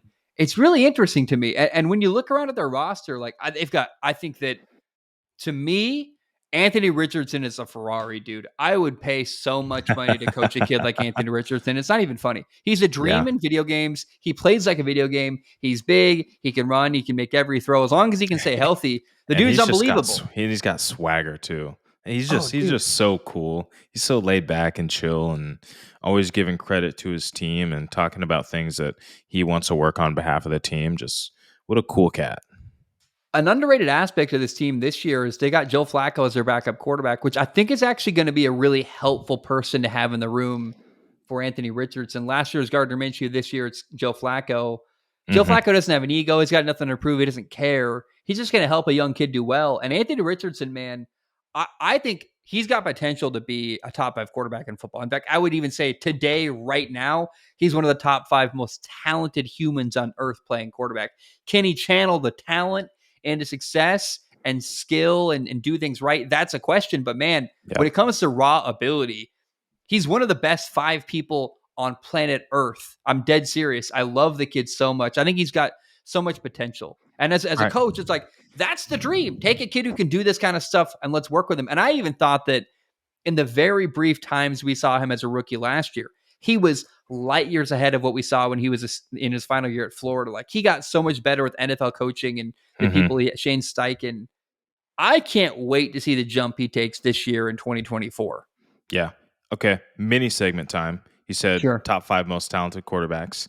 So I'm gonna try to give you who that top 5 is. Okay. So we got Pat Mahomes. Yep. We've got Josh Allen. Yep. We've got Justin Herbert. Yep. Anthony Richardson is 4. Who else would I put in there? I think Aaron Rodgers is a little bit old. Matt Stafford can still sling it, but he's old. I don't know if you're putting Joe Burrow in that class as far as talent goes. Yeah, he's not really. Who would those other guys be to kind of round out that immense talent? The question is, who's number 5? Because Herbert, Allen, Mahomes, and Richardson are, bar none, incredible talents. The next person would probably be, Lamar I don't know, Jackson, man. probably. That's the only guy left. I mean, really, I think top 4 is pretty obvious. I feel like I'm sliding Lamar by saying that, but probably Lamar. Here's why I don't think you're slighting Lamar. I think Lamar is kind of his own person. The other guys we talked about, Josh Allen, Herbert, Mahomes, Anthony Richardson, they're built like nothing else in the world. They are massive dudes. They are just they're massive, they're physical, they can run with power. Anthony Richardson and Josh Allen are Cam Newton with a better arm. That's the truth. Justin Herbert is like no one we've ever seen. He's got a cannon, he can run, he can do everything.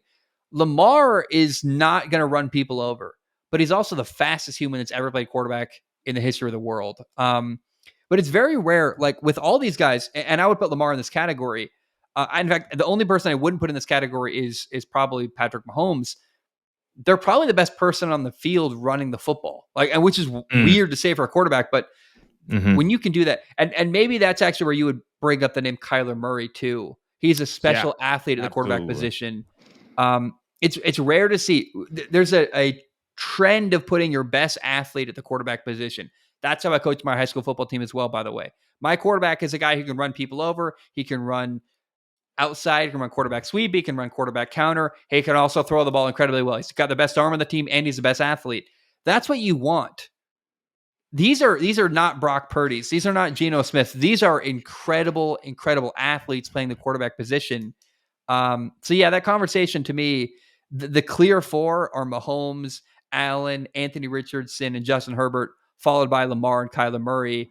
The only reason I don't have an easy time putting Lamar in the top four is that he's just not a big physical athlete who can also run people over with power. He doesn't have that cannon for an arm like Herbert or Mahomes or Richardson. He's not throwing 70-yard bombs like you've never seen.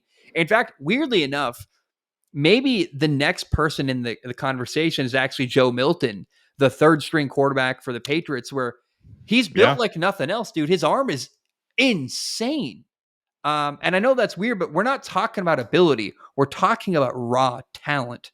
What's really special about all the guys I've listed before Joe Milton, Mahomes, Lamar, Allen, Herbert, Anthony Richardson, these are people, and Richardson's the least of them, who have maximized their potential. It's so rare to take all that potential and turn it into high-level quarterback play. And really what that tells me too is coaches are doing some stuff right. They're maximizing.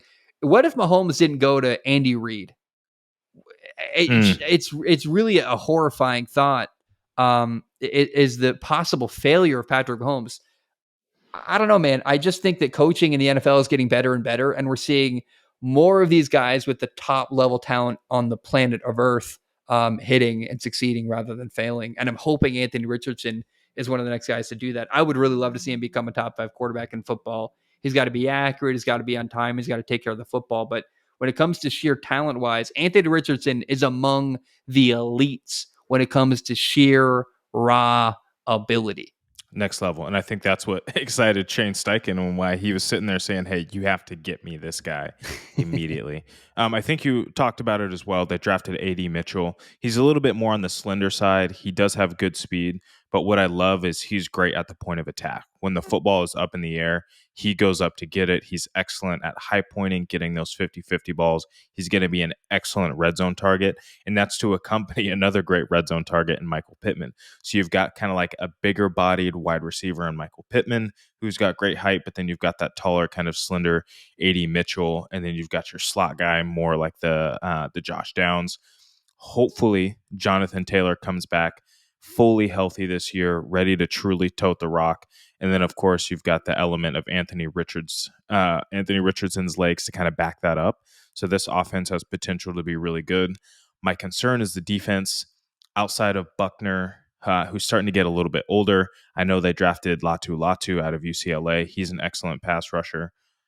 And no disrespect to the other guys on an NFL roster. Those guys are some of the best in the world.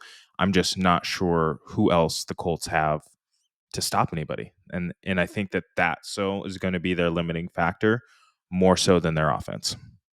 I think it's worth mentioning Kwity Paye. Kwity Paye was in year 3 last year, had 8.5 sacks.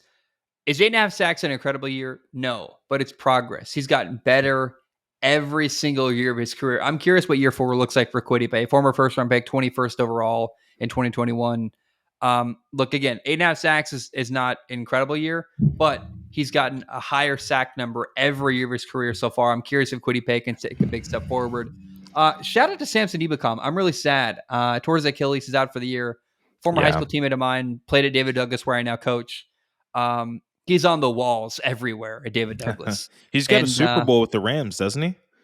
Was he on that Super Bowl team? I think he just missed it. I think he went to the 49ers, actually, the year they lost. Don't quote me on that. I'm like 99% sure he was with the 49ers. Like, he left, he jumped ship, and then the Rams lost. But he got paid. He's happy. He's got a great life. I think, actually, not to just shout out to my former teammate, high school teammate, but Samson Ebicom was going to make their defense better. He was going to be a starter. It's a sad loss. Here's a crazy, audacious thought, though. Let's hear this audacious thought. Do they need a great defense to win? I don't think so. I think they're going to put up points. I don't know, man. Look at their schedule. When you look at their schedule this year, here's their first couple games: Houston, Green Bay, Chicago. Those are tough, interesting. But then Pittsburgh, Jacksonville, Tennessee, Miami, Houston again, Minnesota, Buffalo. Like, a lot of these games are opportunities for the offense to actually score a lot of points and be a highlight. Like, that Bills game, I think they win. I think it's very likely. They've got a better set of receivers than Buffalo. Tennessee, Pittsburgh, like Chicago, they might even be better than Green Bay. I mean, they could actually have a lot of wins this year. I wouldn't count out the Colts. I think they're going to have a lot of interesting. Green Bay is an interesting matchup.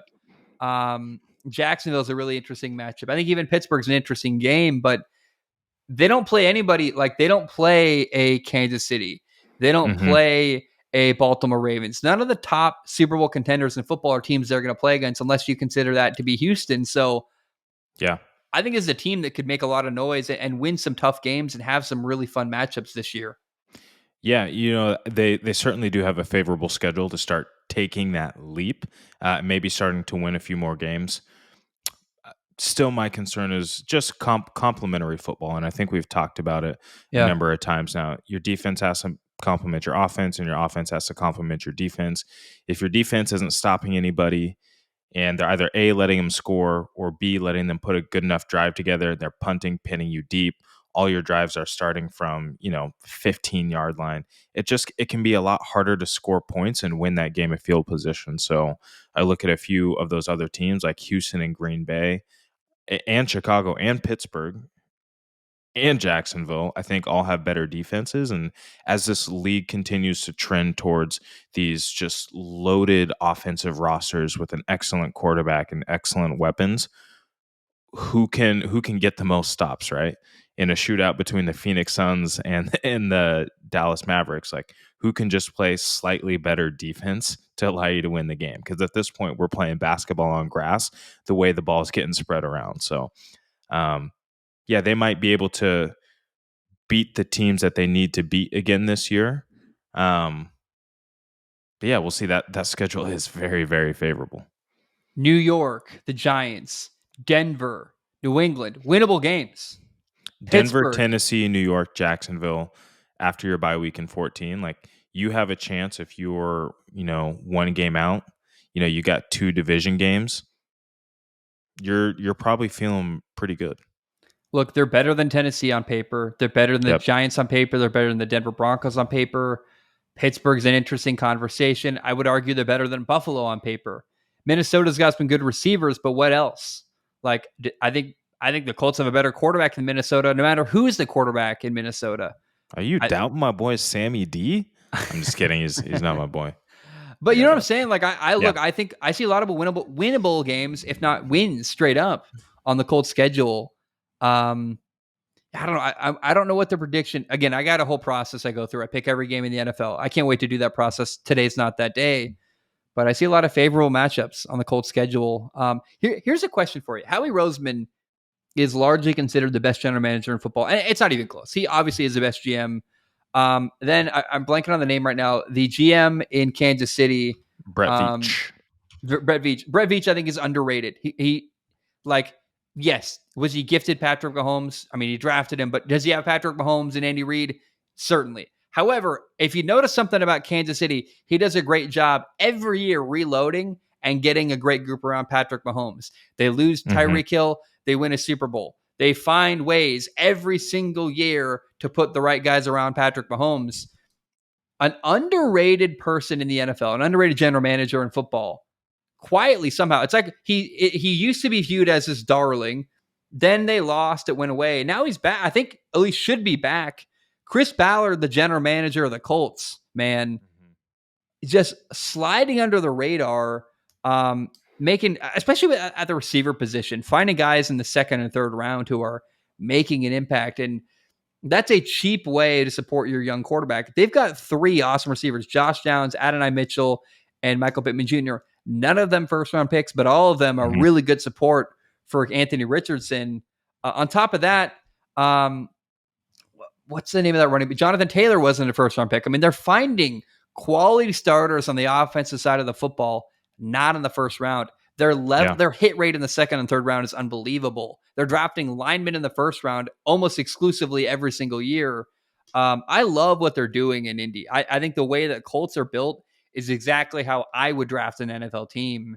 And I'd like to think I could hit in the second and third round, but I don't know that I could. I mean, I would just consistently draft linemen in the first round and then try to get my skill players in the second and third round. What's crazy is that's worked for them. They've consistently gotten great players in the second and third round that make a huge impact. And it's just admirable to me. I don't know that I could do as good a job as Chris Ballard. In fact, of course I couldn't. He just deserves respect and he's doing a great job.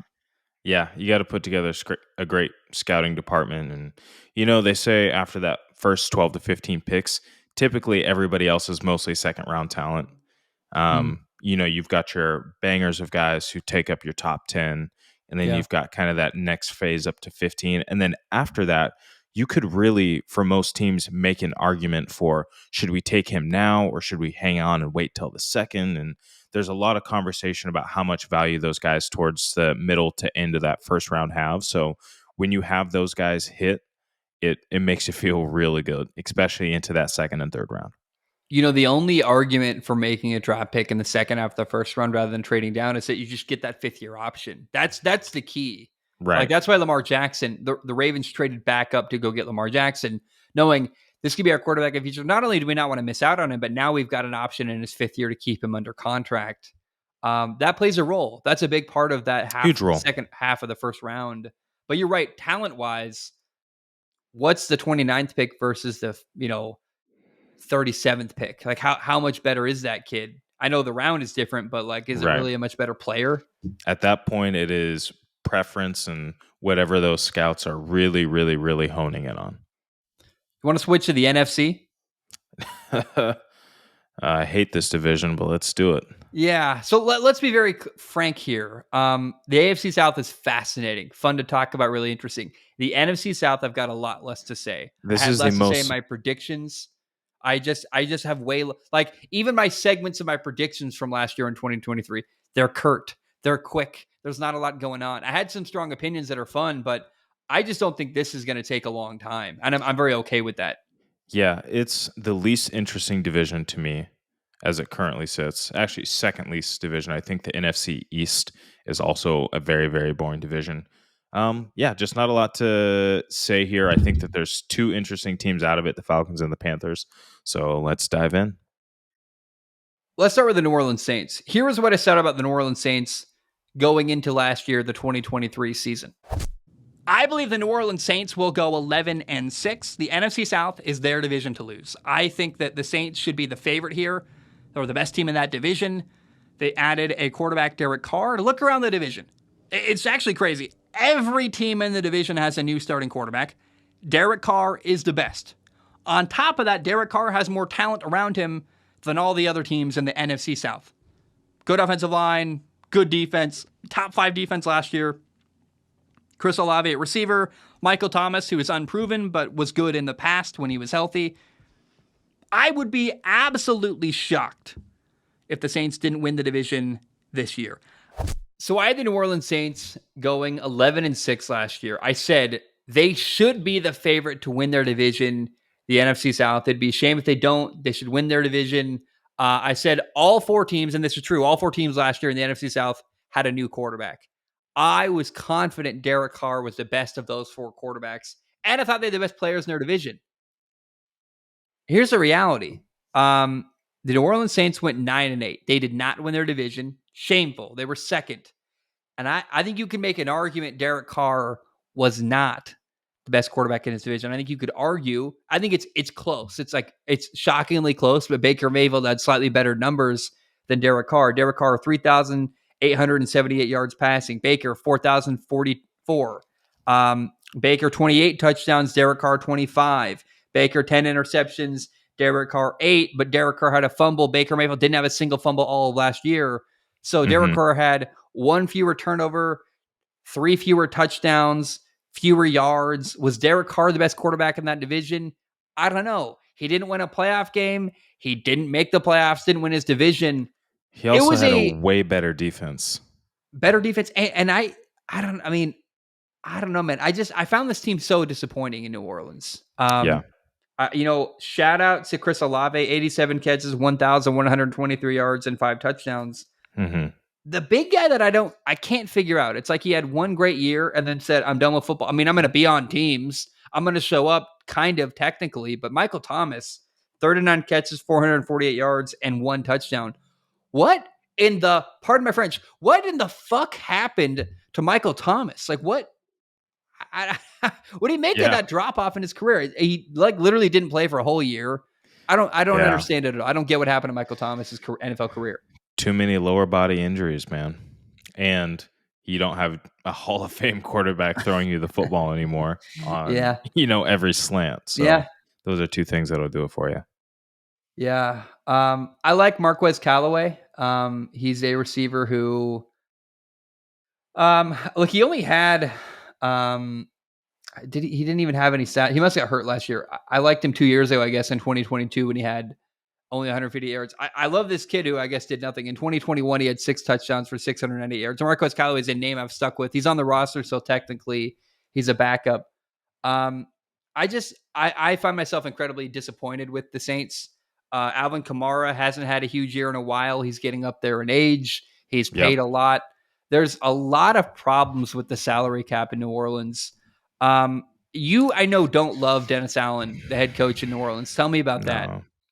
No, and maybe it wasn't Dennis Allen the more I peeked into it, but being a defensive focused guy, I don't think he set his staff up for success to coach that offense to complement that defense. It just doesn't really seem like he's head coach material when he's up on the podium. He was kind of supposed to be the next in line. He's tenured there in New Orleans, and I just don't think things have worked out because he hasn't asked anybody to establish an identity as far as like who that team is. At no point last year did they have a 100-yard rusher in a game. That's a problem. Several times, Alvin Kamara was your leading wide receiver. That's a problem in both receptions and yards. So offense was a problem. Again, tip the cap to him on the defense. So I think the defense for a number of years has played excellent. That was starting back in the Sean Payton days when he was the defensive coordinator. But the unfortunate part is that defense only has a couple years left. You got Cam Jordan, Demario Davis, Marshawn Lattimore. You picked up the Honey Badger, like those guys that are kind of those centerpieces of your defense. They don't have a lot left in the tank. So last year was certainly disappointing. There's no wins that jump out to me that say, wow, like there's some serious potential for this team to be great next year. And I just don't think that the roster is that great either. The new offensive coordinator in New Orleans is Clint Kubiak, he's got a storied career. Gary Kubiak's son. Yeah.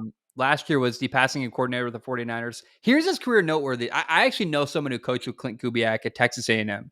Mm-hmm. And a story I've told on the show before, but I think I'm the only person ever to talk about the story publicly.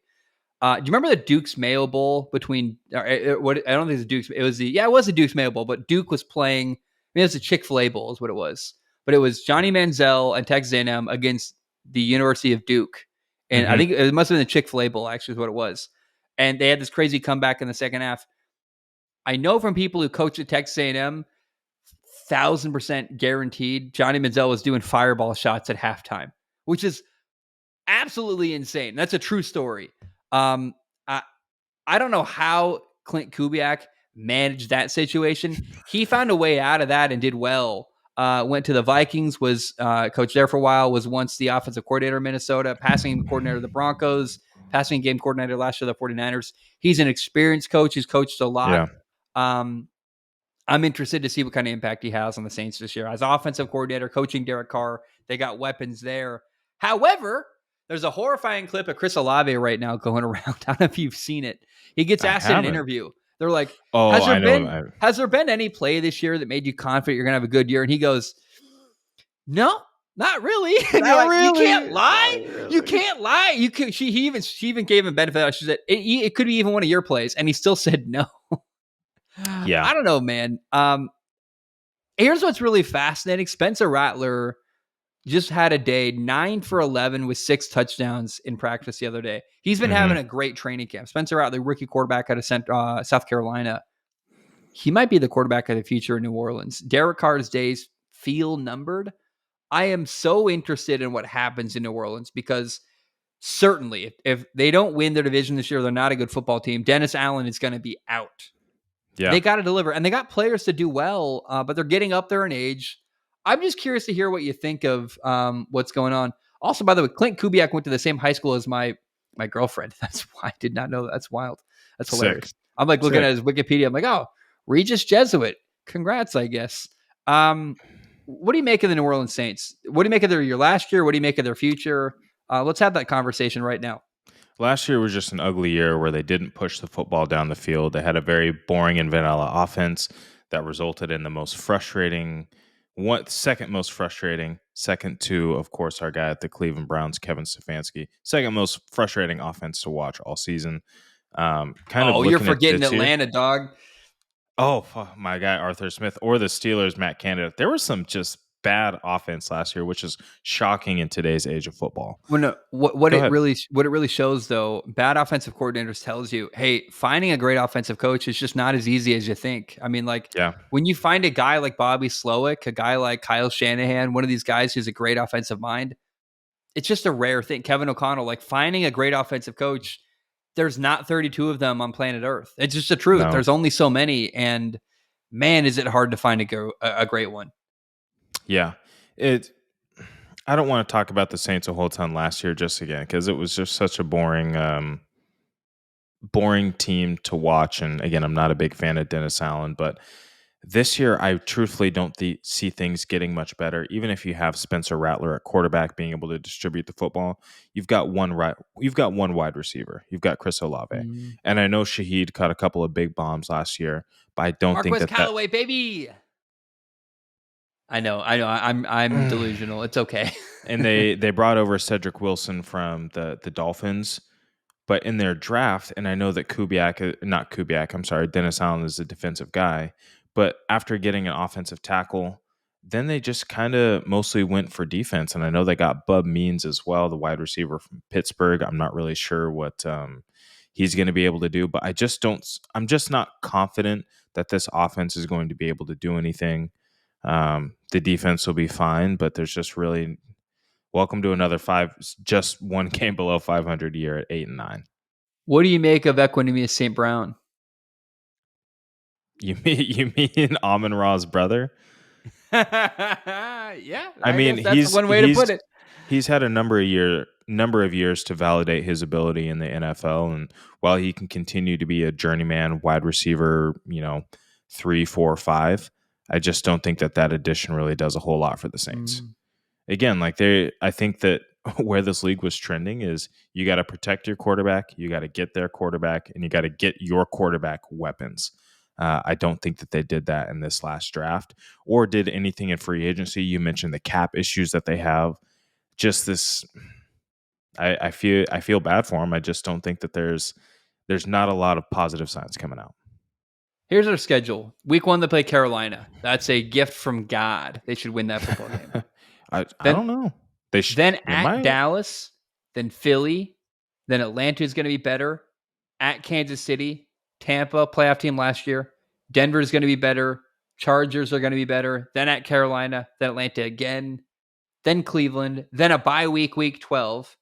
Off the bye week, they play a really good Rams team. Another gift, New York, Washington, Green Bay, Vegas, Tampa. I count like 3 or 4 wins. I know that's insane. We'll see if they can win some tough games. They're not going to beat Kansas City. Can they beat Tampa? Can they beat a Denver or Atlanta? Maybe a 5, 6, 7 win season. I don't see much more beyond that, honestly. And that's the truth. This is really kind of like a 7-win football team max in New Orleans this year. And while the Panthers may not win more games in total than the Saints this year, I think there's a very real chance that the Saints still finish last in the division.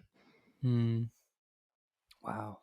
Well, now, let's also acknowledge a possibility, though. What if Clint Kubiak's exactly what they need and Derek Carr has a home run year?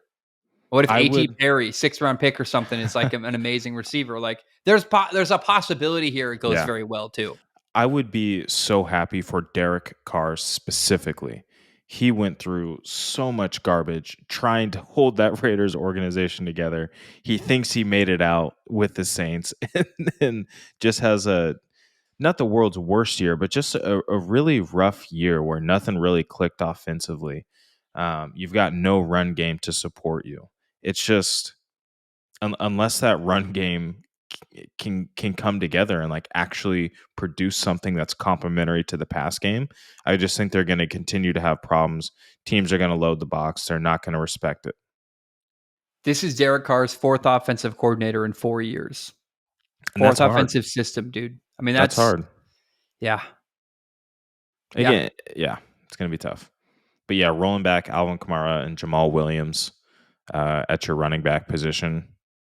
Again, Kamara's been great passing the football, but like you said, in the pass game, but like you said, he hasn't really had a great running back season, really, since he broke out his first 2-3 years in the league. Is this Derek Carr's last stop? Like, if the year goes like we think, they win 7 games, he's done, right? Like, there's not much. No one wants him anymore, I guess is what I'm trying to say, unfortunately. Correct? I wouldn't say nobody would want him anymore. I think there'll still be a team. There'll be some quarterback needy teams, but I think he's going to become a bridge quarterback. He's going to become a Geno Smith, a Tyrod Taylor, a Jacoby Brissett, guys who are capable of winning games in the NFL, but gone are the days of like he's not getting a $50 million contract like any of these other guys. You're going to pay him 20-25. He's going to come in, be a veteran leader, and hopefully, again, bridge you to that next guy. If things were to go wrong, that's what I see in the future for Derek Carr. Here's the good news. Derek Carr doesn't need that money. He's made a ton of money in his NFL career. He's chilling. Here's a weird reality. Here's some possibilities for Derek Carr.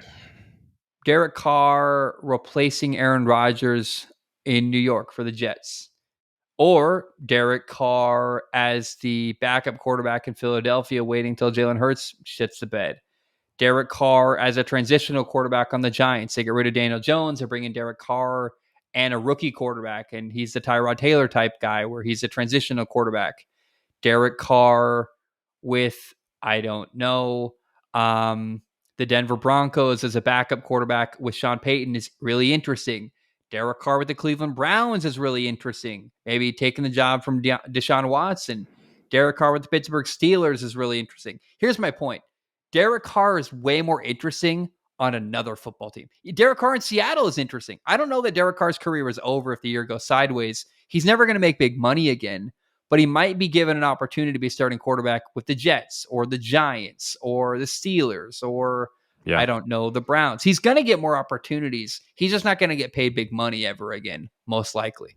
Yeah, honestly, it does feel like the Giants might be the place. You talk about a guy who can handle the pressure of an aggressive media, aggressive fans.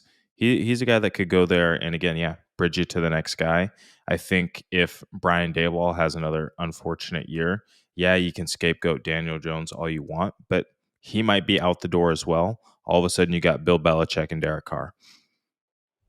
I don't know. I don't know. Maybe. And then a rookie quarterback too. Let's acknowledge they wouldn't just bring in Derek Carr, I think, honestly. Yeah, they would draft somebody and then probably draft another bad receiver again. Here's a hilarious thought. For real, it's so funny. The Raiders might need a quarterback again. Yeah, honestly, the Raiders might call Derek Carr and be like, yo, we're so sorry about last time. Will you come back? We shouldn't have picked what's the name of that idiot coach, Josh McDaniels. We shouldn't have chosen Josh McDaniels in a divorce suite. We picked the wrong side of that. Yeah, you want to come back? We could use a Derek. Even tried Jimmy G. Like, just come on. Jeez, What are man. we done? Tampa. Here's what I said about the Tampa Bay Buccaneers going into the 2023 NFL season. The Tampa Bay Buccaneers, I had them officially going 6-11. You can hold me to it later, but if I'm totally honest, I just have no idea what to expect from Tampa. They've got a new quarterback, Baker Mayfield, he's had a roller coaster career. I don't know what to make of Baker. They've got good receivers. They've got a lot of good players. They've got questions on their offensive line, but they are in a weaker division. Tampa feels like anything could happen, right? I just don't know what to make of it.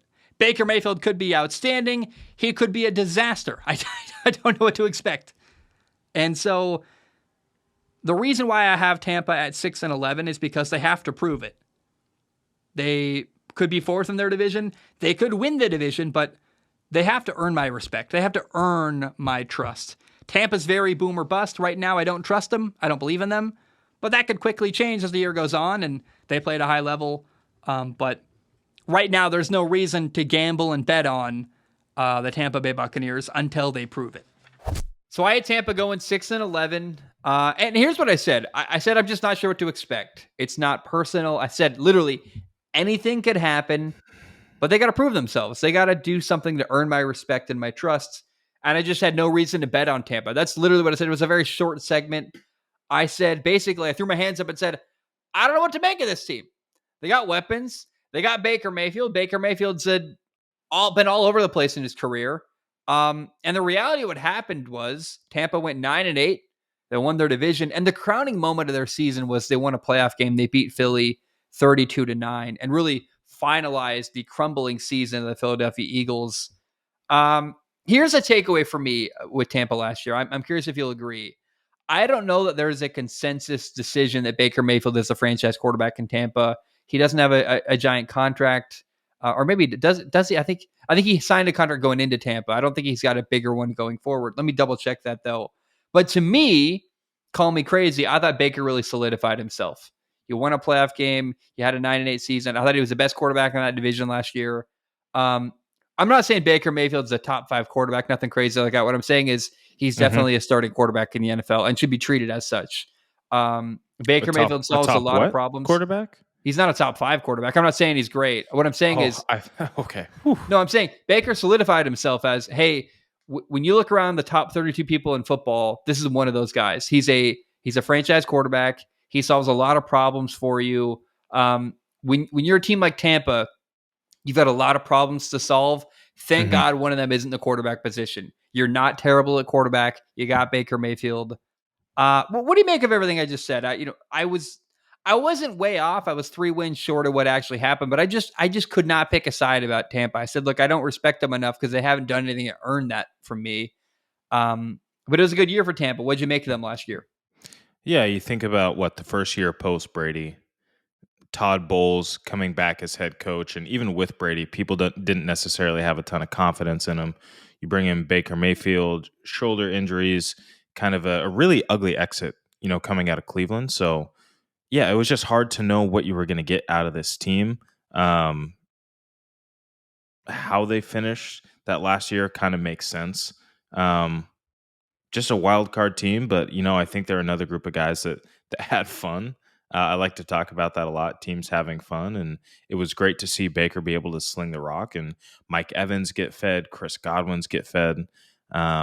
And I think the offense is going to be fine, but I need to say something. Yeah. I need to correct a mistake I made. I looked at Baker's contract. I remember him signing a small 1-year, $4 million deal. I couldn't remember when that happened. That was going into last year. Right. He remember he was the quarterback of the Browns. That ended weirdly. He went to Carolina. That ended weirdly as well. He went to the Rams, had a really nice couple games, signed a 1-year deal with Tampa, 1 year, $4 million, and then earned big money. Signed a 3-year, $100 million deal, $50 million guaranteed. The first year of that deal is this season. He's going to make $30 million guaranteed in 2024, another $30 million in 2025, and then $40 million in 2026. The $40 million in 2026 is not guaranteed. It's a big floating number. It's $30 million this year, $20 million guaranteed next year. And then if he keeps it up and they want to keep him in 2026, it will be. My point is this: the money backs up what I said. I thought Baker solidified him this year. He solved a lot of problems or last year. He solved a lot of problems and had a great year last year. I mean, that's cheap for a quarterback these days. True.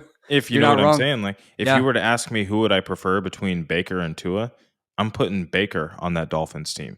Personal opinion, especially after what we saw last year.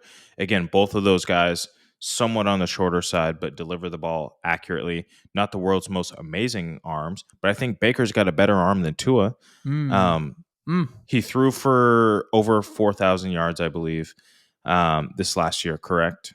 He was slinging the rock. Baker's also a locker room favorite, man. The guy's a warrior. I mean, I say what you want. He's Just the a kind of guy. person I'd want on my team. Look, I never would play quarterback. I'd never want Baker as a quarterback on my team because I wouldn't be the starting quarterback. But like in basketball, he's exactly what you want. I love playing basketball. I was a dirty, chippy player in basketball. I was not very talented. I had a lot of assists and I played great defense. But Baker's got the attitude of the kind of guy you want to play basketball with. That sport especially is so camaraderie driven, in my opinion. Like Baker Mayfield's attitude's awesome. He's a warrior. He fights hard. He leans into contact. He's gonna talk trash. I love Baker's attitude, and I'd love to play with a guy like him. I think that's underrated, is what he brings as a leader in the locker room.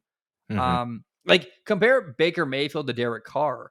I'd way rather have Baker Mayfield than Derek Carr, quite honestly, as a leader, as a quarterback, everything. I just think Baker is somehow quietly underrated. I think he earned the money. I'm very happy to see him get paid. And I don't know. Carry on. What were we saying? I cut you off, but I had to clarify about the contract. I was just like, that's not great what I said. Yeah, I think that we were just starting to transition into last year was a little bit fuzzy, kind of a weird year. Results, you made it to the playoffs, so that was good. So Mike Evans had 79 catches for 13 touchdowns, 1,255 yards. Chris Godwin also had 1,000 yards receiving, 1,024 yards. Yeah, baby. Only 2 touchdowns, but 83 catches. Now, here's a problem with Tampa, right? I thought part of why they succeeded last year, they went 9-8, they stayed healthy. Everyone played a full season in Tampa. Baker played a full season. Rashad White, who had 990 yards, 10 yards shy of a 1,000-yard season, he stayed healthy, played 17 games. Mike Evans, Chris Godwin. Everyone in Tampa that was a crucial part of their offense especially was healthy. We can't guarantee that's going to happen this year.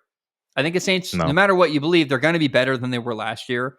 Atlanta's better. I hope to God Carolina's better than they were last year. So the division around them got better.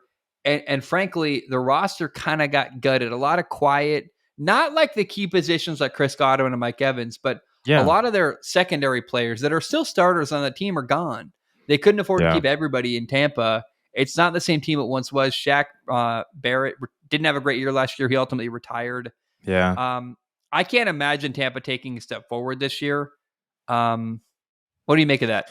Yeah, I don't think record-wise they take a step forward this year. I think one thing to be excited about is this offense is going to come back, and I think they're going to pick up where they left off playing some great football. Again, Baker Mayfield playing quarterback. You've got Mike Evans and Chris Godwin, your staple.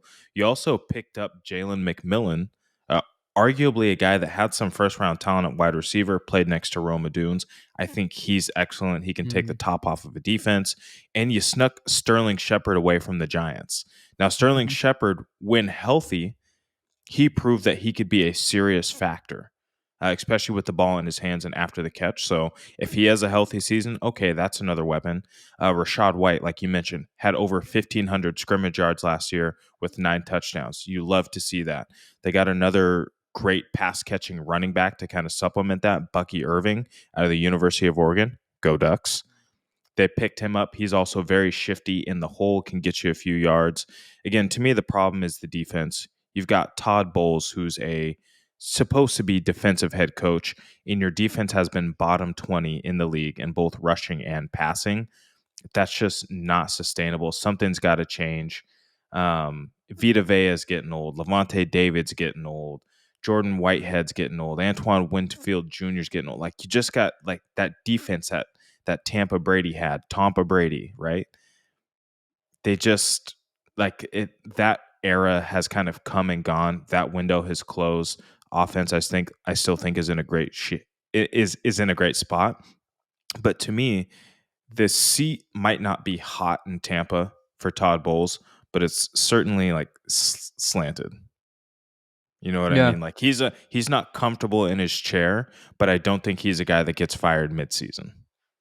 No, but he might get fired. Here's the truth about Tampa right now. They're aging and not as talented on defense as they are on offense. And they would look great with Ben Johnson or Bobby Slowick. I mean, man, you know who I really like that you haven't mentioned is actually Trey Palmer, their number 3 receiver. He had a lot of really nice plays last year. I thought he just did a lot of good stuff.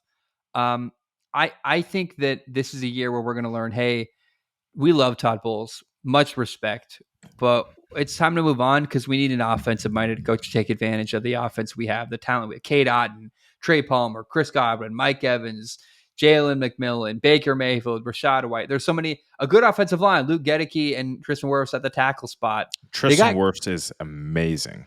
Dude, Ben Bredesen at left guard is incredible. Great puller. He's awesome. I mean, man, like, you can't have a team that's got a better offensive side of the football without a great offensive coach. I mean, that's the truth. And I think Ben Johnson in Tampa is pretty awesome.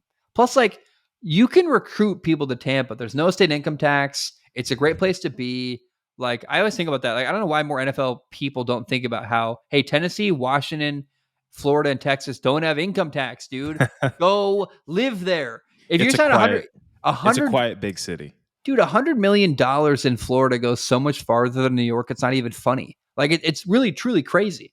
I don't know why that isn't calculated more by people, but man, I just think an offensive-minded coach, again, Ben Johnson or Bobby Slowick are exactly who I would focus on this year.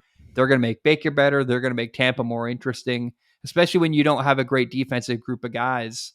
I think that's where we're headed, is a year where they're going to be middling in Tampa, and there's going to be a lot to be desired, and they're going to make a move to an offensive-minded head coach, quite honestly, after this year. And it's not that Todd Bowles isn't a good dude. We love him. I respect him a lot. It's just not what's needed in Tampa anymore. Correct.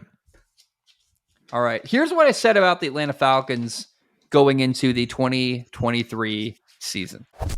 I believe the Atlanta Falcons will go 10-7 this year. They will grab the final playoff spot in the NFC. I believe Desmond Ridder, the new quarterback, is going to be totally fine.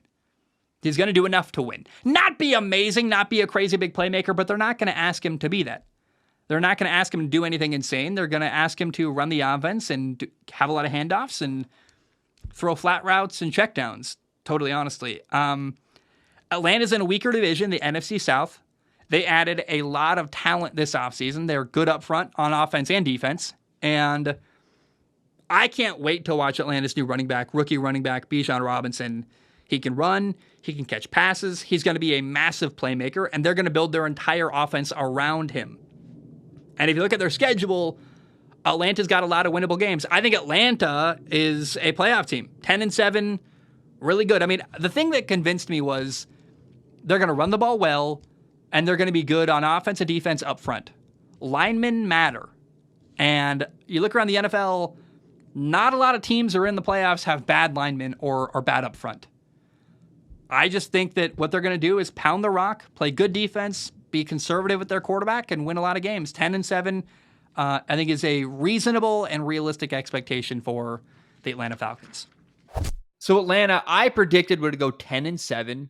I said they would actually get the final playoff spot in the NFC, which is hilarious. What I was really careful to say about I did not say Desmond Ridder was going to have a good season. I said he was going to be totally fine. Quote for quote, I said that. He would do enough to win because they weren't going to ask him to do very much. They're going to be very conservative with what they asked their quarterback, Desmond Ridder, to do. And I said they were going to build an offense around Bijan Robinson. Linemen were good, both on the offense and the defensive line. When you're good up front, you've got a conservative plan at quarterback, and you're going to run the ball heavily. I thought that was going to work. It didn't. But it didn't work for reasons that might surprise you. They were 7-10. First of all, the quarterback was not only serviceable, they weren't just conservative. He was Desmond Ridder was straight up bad. 12 touchdowns, 12 interceptions. But the bigger sin to me is not that the quarterback was bad, and by the end of the year, they didn't trust him at all. The problem was Arthur Stinkin' Smith not building an offense around the people he had. I don't know what they were doing. The amount of times I'm like begging them to throw the ball to Kyle Pitts or Drake London. Please run the ball in the red zone with your first round running back, Bijan Robinson. And I don't know why, like, Tyler Algier is awesome. Tyler Algier ran for 683 yards. Bijan Robinson did have more yards, 976. They both had 4 touchdowns. But in key moments, they would give the ball to Tyler Algier rather than their first round running back, Bijan Robinson. It's insanity to me. This was, I complained about it all last year. The Falcons were far and away the most frustrating offense to watch. We talk about Matt Canada. We talk about the guy in Cleveland. I forget his name right now, Kevin Stefanski. Not even close. None of them were as bad or as sinful as what happened in Atlanta with Arthur Smith last year. It's crazy, dude. I hated this Falcons offense. It drove me nuts. What did you make of the Atlanta Falcons last year? You know how we talked about with the Lions, right? You have 2 strong running backs. One had just over 1,000 yards. The other one had just under 1,000 yards. Truly playing that tandem, given the touchdowns when necessary. That's what happens when you have 2 excellent running backs. Now, in this case, you drafted Bijan to be your guy, but you were strangely splitting carries like you just talked about with Algier. And it's no disrespect to Algier, but if I'm drafting Bijan Robinson, I'm giving that dude the rock. This man might have had the craziest highlight tape in the NFL with the fewest amount of touches I've ever seen. Again, I just have personal beef with Kevin Stefanski. I think the offense is boring. Not that it's not successful. Clearly, it's moving the rock okay. But what Arthur Smith did was just a sin. And I know we've talked about this head coach versus coordinator, but man, like, there are ways to scheme your guys open. There are ways to get your guys the ball. There are ways to get them in space, and none of that happened. None of that happened. If I may, let's track a lot. So first of all, Kevin Stefanski, at least you acknowledge it. At least his offense was successful. Yeah, I just hate the way it looks. Yeah, with Bijan Robinson. So we've talked about this before. Splitting carries does add to the longevity of a player's career. So maybe the thought process was, hey, let's not just destroy Bijan Robinson, get a ton of tread on the tires, and end his career before it even really starts. Maybe they were trying to protect him with fewer carries and fewer touches. I can understand all of that. But here's the reality about Bijan Robinson. He's Christian McCaffrey wearing a Falcons uniform. He's a younger version. He can catch, he can run, he can do everything. He's the rare running back who's got true all-purpose, all-around talent. I have no problem with them splitting carries between Bijan Robinson and Tyler Algier. I think it makes sense. I think it adds to the longevity of his career. We both agree on that. Here's the problem, is the moments you chose to give the ball to Tyler Algier in the red zone, on third down. Why were there so many moments, key moments in their season last year, third down and a huge deal in a big game, where Bijan Robinson wasn't even on the field? That's what I don't understand. It's not the splitting carries. It's the moments you chose to go away from him that don't make any sense at all to me. And sometimes when you're splitting those carries, right, you got to rock with the hot hand. Only 2 times did they have a 100-yard rusher. I'm sorry, for the entire season, only 2 times. And that happened in the first 4 games of the season.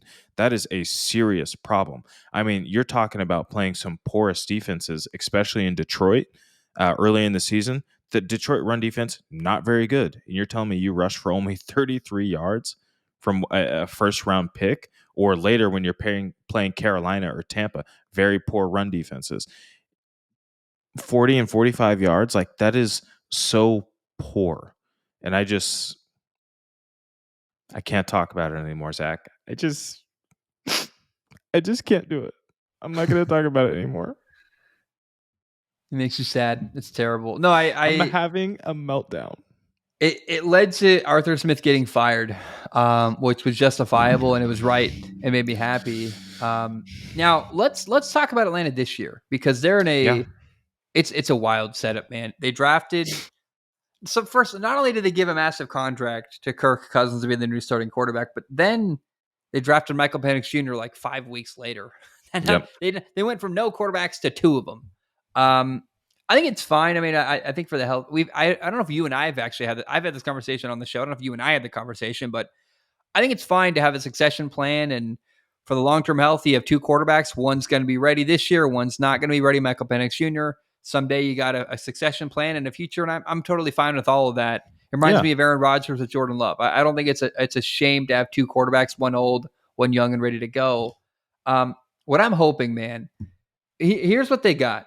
Drake London, Darnell Mooney, Ray McLeod, Kyle Pitts, Bijan Robinson, Tyler Algier. They've got a great offensive line. Great is maybe a stretch, but Matthew Bergeron, Jake Matthews, Chris Lindstrom, Caleb McGarry. Ton of talent, ton of top picks on the offensive line. Above average. It's got to go well on the offensive side of the football this year. It has to be good. Now, here's what's weird. They did not bring in an offensive coach. I thought that was fascinating. They brought in... Go ahead. But, yeah, they brought in Raheem Morris, defensive guy from the Rams. But what I love what Raheem Morris did is he brought the passing game coordinator from the Rams with him, Zach Robinson. So you're getting a guy from the Shanahan-McVay tree to run your offense, which has to be incredibly exciting for Kirk Cousins. Again, given the weapons that you just mentioned, Kyle Pitts as a rookie had over 1,000 yards receiving. Granted, things got a little bit tough after that, but it's clear that he has talent and ability. Drake London almost had 1,000 yards with Desmond Ridder and Taylor Heineke. Bijan Robinson, over 1,300 yards from scrimmage. I imagine he'll have more touchdowns. You still have Tyler Algier to help supplement Bijan Robinson, make sure you have healthy backs, right? You mentioned it. They picked up Darnell Mooney from the Bears, an excellent slot receiver. Ray McLeod, who's going to be great in the special teams game. Like, there is a strong offensive core in place because they've been picking offensive players in the first round for the past couple years, which is exciting. And now you've got Raheem Morris to help get what was a mostly strong defense, but get them moving in the right direction. You've got Jesse Bates and AJ Terrell on that back end. I think they're going to be very strong. The schedule in Atlanta this year is interesting. A lot of I don't love the week 3 game against Kansas City, but Pittsburgh week 1, Philadelphia week 2, week 4 New Orleans, week 5 Tampa, Carolina, Seattle, Tampa again, Dallas, New Orleans twice, Denver. Their non-league games are Minnesota, Las Vegas, the Giants, Washington. I mean, there's a lot of winnable games on this schedule. Like, they could be a 10 to 12 win team, literally, just given how much better they are than a lot of teams on their schedule. I'm pretty sure they have the easiest schedule in the NFL this year. I think I'm almost positive, like statistically, based off of analysis of where teams are at now, they may have the easiest schedule in the league, and I think that they should win this division running away. I don't think any other team is close enough to them talent-wise or coaching-wise, to be honest with you, to really get them over the hump. I'm looking at a flow chart right now, and it's like the Falcons by a mile. They are. I'll send you what I'm looking at, dude. You're right. The Falcons do have the easiest schedule by a lot. They should win a ton of games this year. Their toughest game is in the preseason when they go to Baltimore. that might be their toughest game. Yeah, look, I don't like the week 3 game against Kansas City. I think that's probably a loss. That's a tough game, but if you play well against the defending Super Bowl champions, you're probably going to feel pretty good about the rest of your season. I thought their defensive coordinator hire was very interesting. They brought in Jimmy Lake, who was kind of laughed out of the University of Washington before Kalen DeBoer got there. But I think about some of that NFL talent that came from the University of Washington, in particular Trent McDuffie. So it's clear that Jimmy Lake knows defensive personnel and can get these guys moving in the right direction. We'll just have to see how it shakes out. But I think that Raheem Morris did put together a strong staff. I want to look. So I sent you a link. Sharpfootballanalysis.com is a strength of schedule, like flow chart, basic flow chart graph. I don't know what the right word is here. I don't really care. Falcons by a mile easiest schedule. What's funny, I was just talking about, so Mike is our shop manager at my job. He manages all our parts and everything. Him and I were talking football the other by day. a mile. What you'll notice, though, is the team with the toughest strength of schedule is a team we harped on a lot the other day. Remember their final games are insane. The Pittsburgh Steelers, Like, yeah, I mean, it's funny. Like, I didn't know that was what Vegas said, but like, it's so clear. You look at the Steelers schedule, you're like, they're fucked. That sucks. yeah, I try to stay away from strength of schedule just because so many things change throughout the year. Yeah. But I mean, this one, after the analysis that we've done so far, seems pretty clear that, you know, they've got a lot of wins here. As long as this culture can come together quickly, then they're going to be in great shape. It's Atlanta's division to win, right? I mean, that's the truth about this team. It's their division to win and their division to lose, for sure. Yeah. Yeah. Let's talk about Carolina, our final team of the day. Here's what I said about the Carolina Panthers going into the 2023 season. I have the Carolina Panthers going 8-9 this year. I think it's going to be a very slow start for Carolina. Rookie quarterback Bryce Young is going to be their starting quarterback. They've got a new head coach, Frank Reich. They've got a lot of talented players. 8-9 would be a really good year one for the group in Carolina. The division's wide open. Anything could happen. A lot of people think that Carolina is going to be a really good football team, and that's possible, right? It's a prediction.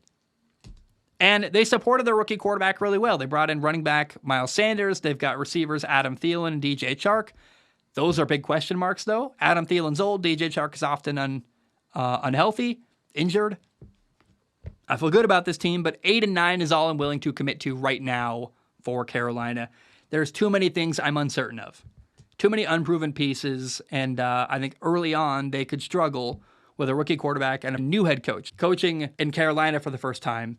And there could be an adjustment period. So I think Carolina starts slow, gets better as the year goes on, finishes 8-9, just behind Atlanta and New Orleans in that division, the NFC South. It's funny. This segment was really quick, and like it was very vague. I said they were going to go 8-9. I actually, looking back, I don't really like my reasons because there weren't any. I was like, there's uncertainties. They got a rookie quarterback, new head coach. I think the truth is I expected more from Frank Reich. I was taking a chance that he was going to work well. Yeah. He didn't. Like, newsflash, they went 2-15. They earned the number one pick, which they didn't even get to draft because they had already traded it to Chicago. Frank Reich got fired. The team was a disaster. Bryce Young, I think I really thought, we didn't have this conversation when we talked about Houston earlier, but I thought that Bryce Young was an obvious better draft pick than CJ Stroud. And looking back, it's like, ooh, that doesn't feel that way at all. He looks small. CJ Stroud was incredible. No matter what Bryce Young becomes, it's going to be really hard for him to catch up and live up to what CJ Stroud already has been. 11 touchdown passes, 10 interceptions. It was just an ugly year in Carolina. I don't have a lot to say. You know, Adam Thielen had over 1,000 yards receiving, but it's kind of hollow and wasted when he's a veteran. You're hoping he was going to bring success. You brought in Adam Thielen hoping it was going to help you win. It didn't at all. He just gave 1,000 yards to a receiver and paid a lot of money to a guy who's aging and not going to do much. What do you make of Carolina last year? It was savagely bad. It was horrible, actually, what happened with the Panthers. They were the worst team in football by a mile. Man, I really thought, I didn't think this team was going to be like a 9-win team, but I certainly thought that they were going to look better losing football games, and I thought that was going to start with Bryce Young. I thought he was accurate. He was a good decision maker. We knew he was on the smaller side already, but I didn't think that was going to matter. Go ahead. If I may, we all get stuff wrong, right? I was wrong about the Houston Texans. But good friend of mine, Marcus Whitman, was pretty wrong about this team. Marcus Whitman, actually, he moved from Minnesota to Carolina recently. I think I could say that, to Charlotte. I think I could say that. I think that's publicly known. Marcus, if I just outed you, I'm sorry, but I think people know you moved to Charlotte. I would imagine if you listen to his podcast, friend of the show. He's been on the show a lot. I love Marcus, that franchise guy on YouTube. Great. He was really high on the Panthers, and he actually convinced me, like, oh yeah, like the Panthers are going to be competitive and interesting. I kind of bought into what Marcus was saying, and like, I'm not trying to throw him under the bus. I'm trying to say that like there was buzz here. There were people, not just Marcus. Yeah. There were lots of people saying like, "Oh, the Panthers are building something interesting. Practices are fun. They got a young quarterback. The culture's going." Kind of like actually we've talked about the Chicago Bears this year. Like there was a little bit of hype, not crazy, but like, oh, things are going to be interesting. I don't think it was crazy of anyone to say, hey, 8-9, 7 wins, like it's going to be a better year in Carolina. Yeah. It just didn't happen that way. Yeah, I think that when we look back at that team, the defense was not very good. Obviously, they had just drafted, I believe it was J.C. Horn for that back end, but the defense wasn't very good. Offensive line was okay, but there really just weren't any weapons for him to be able to distribute the ball to.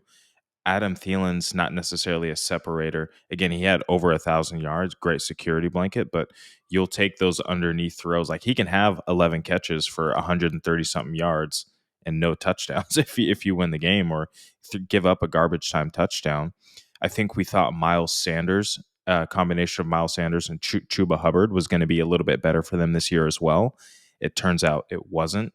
And yeah, it was just kind of a wash of a season. It never really seemed like they were able to get really any sort of momentum going on the offensive or defensive side of the football. You started out with 6 straight losses. You finally get that win against Houston, funny enough.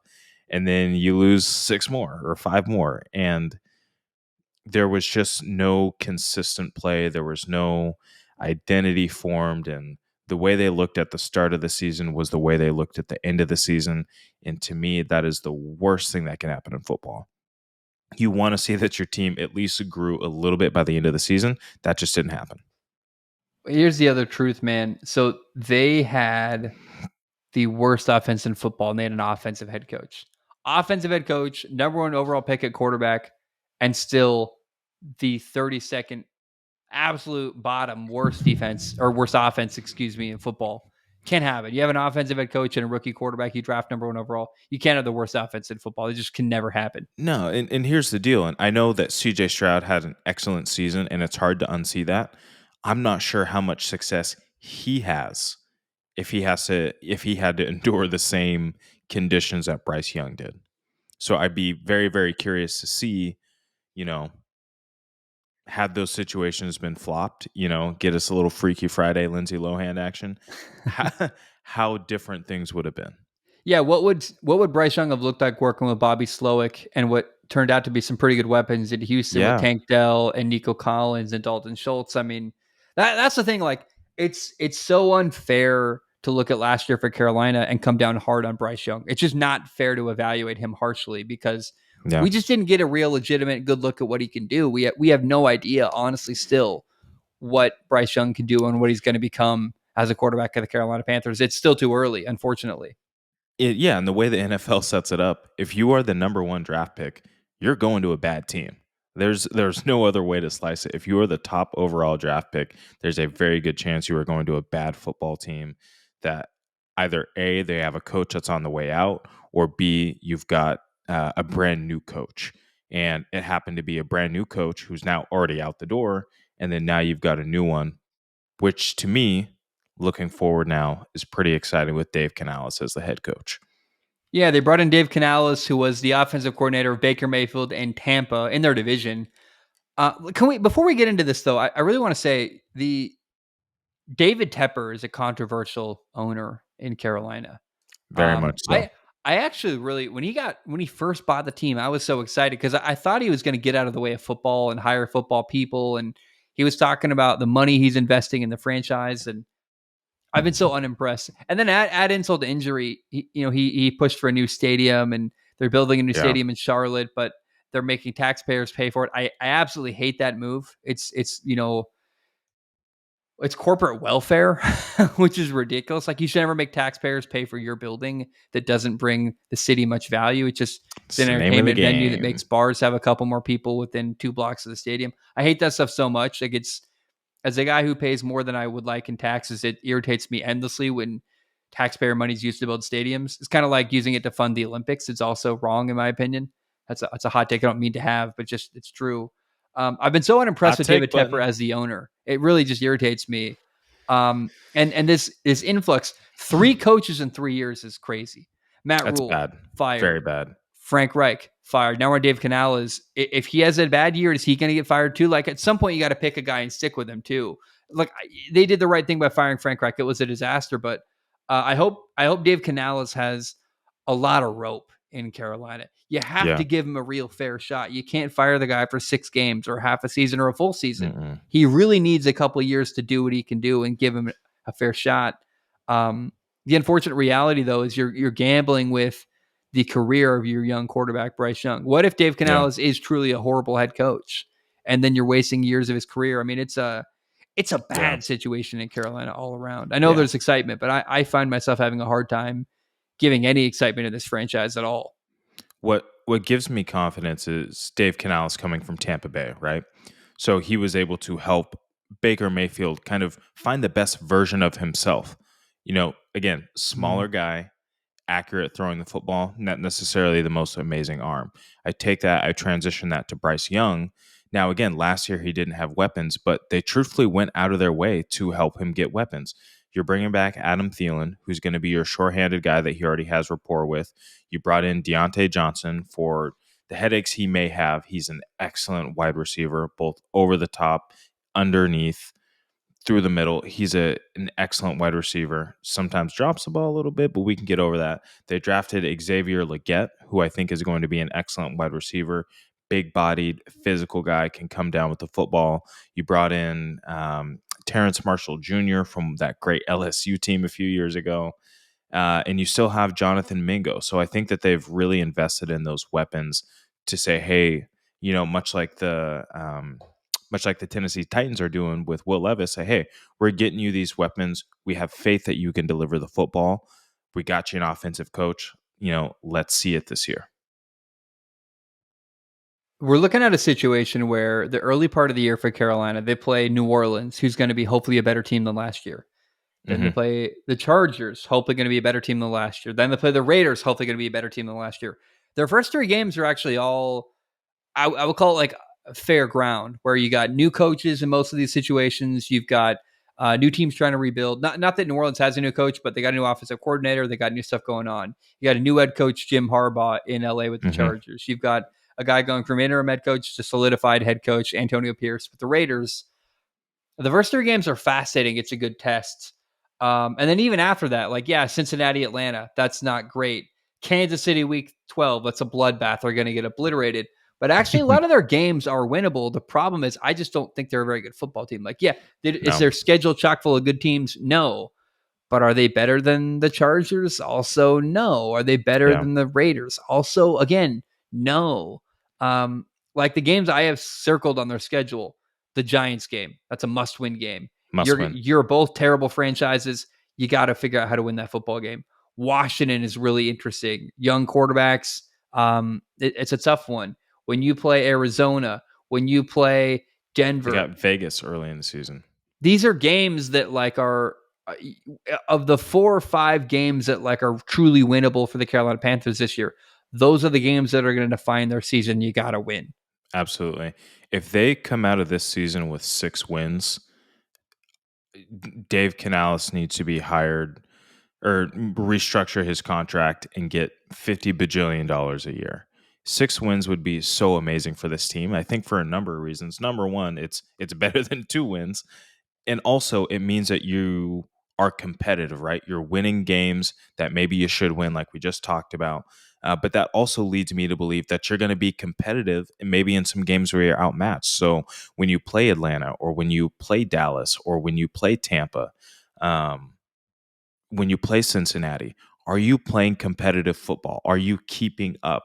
Or is it just going to be embarrassing like it was last year? And I think that's what we need to be looking at. Can you win about 5 games? Again, 6 would be amazing. Can you win about 5 games this year? And in those games that you're losing, are you playing football or are you just getting your ass whooped and headed home? What do you make of their receiving core? You got Deontay Johnson, Adam Thielen, Jonathan Mingo, and my darling of the draft. I love Xavier Legette out of South Carolina. What do you make of their top 4 receivers they got going on in Carolina this year? Yeah, I think this receiving core got sneaky good overnight. Again, Deontay Johnson's a 1,000-yard receiver.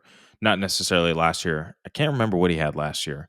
But an excellent receiver coming out of Pittsburgh, again, who can do it all on all different kinds of offenses. Again, bringing back that security blanket. Adam Thielen is important. Jonathan Mingo is a guy who's flashed some brilliance, but I think needs a little bit more structure. And hopefully Dave Canales can bring that to that offensive side of the football. So I'm really excited for this receiving core. There's a lot of speed and there's a lot of size to this receiving core outside of Adam Thielen. And I think that, they've got some potential to do some damage. And again, like they've got Terrence Marshall Jr. as well, who hasn't necessarily had a career that stuck. But again, like that dude can make plays when the ball's in his hands. So I'd like to see if all goes great. I think Bryce Young probably has 3,700 yards. He has 22 touchdowns. And if he can keep his interceptions, in that 8 to 11 range, I think you're going to, again, see that 5 to 6 wins come through. Everyone's going to feel great that there's some positive momentum on the horizon. I want to talk about Deontay Johnson. He kind of like ships in the night. Him and Ben Roethlisberger just kind of missed each other. Right as Deontay Johnson was coming into his own, Big Ben was retiring, right? In Big Ben's final year, That arm Deontay didn't Johnson. work. Oh no! Well, Deontay Johnson had 107 catches for 1,161 yards in that final Big Ben season, 8 touchdowns. Big Ben leaves. He didn't drop off, but he only had 700 yards and 800 yards respectively in the 2 years after Big Ben. I'm really hoping he can be. He's a stud, dude. He's made so many good plays. I watched him for years in Pittsburgh do all kinds of crazy stuff. Him paired with Xavier Legette. You got one guy who's more. Say what you want about Deontay Johnson. I'm curious what you would think. To me, I view him more as a guy to play in the slot, an interior receiver. Paired with Xavier Legette outside is going to be really fun. I know you can line up Deontay Johnson everywhere. I like him personally in the slot. I'm fascinated by this receiving core. I think they do have some talent. Also, Xavier Legette's their first round pick. They drafted him really because he's a local kid late in the first round to get him a 5th year contract option, basically. I think they got talent though on the offensive side of the football. Would you agree? Yes, they certainly have talent. I think running back is still a problem. I'm curious to see if they make any moves, towards the trade deadline or anything like that. Or if they just, sit this year out again, be okay with, having 5 wins and getting another high draft pick and taking a running back early in the draft next year. But yeah, there's certainly some talent, but there's just not enough on this team. And then we haven't even talked about the defense. Shaq Thompson's starting to get a little bit older. JC Horn, kind of a young, very, very talented guy, but that defense was horrific last year. If you can't play complementary football, you're just going to have a hard time winning games. Where is Jeremy Chin now? Jeremy Chin plays for, he must be hurt or something. Oh, he plays for the Commanders. There we go. Jeremy Chin was an awesome safety who I guess is now gone. Here's the truth, man. I don't have much more to add about the Carolina Panthers. I think they're a 5-6 win football team at best. That's it. Yep. I think 6 wins is everything goes exactly right. I feel really confident in that. Best case scenario, they're a 6-win football team. You agree? Agreed. That is, and that's not just best case scenario. That is the best case scenario. Like the best case scenario. Yeah. I'd like to. I've got 3 things I'd like to talk to you about before we go today. I know it's now 12:38 in the morning. It's now past midnight. It is actually it's now Wednesday. Welcome to Wednesday, Nathan. Thanks for your time. Those people are quick. Christian McCaffrey's got a calf strain. You got to tell me about that. Yeah. We just talked about this. And this kind of goes into what we've talked about with running backs and the volume that they put on them. The league's leading running back, whether that's in rushing or total scrimmage yards, fantasy RB1, no matter how you want to describe it, the following year, they typically do not finish in the top 10.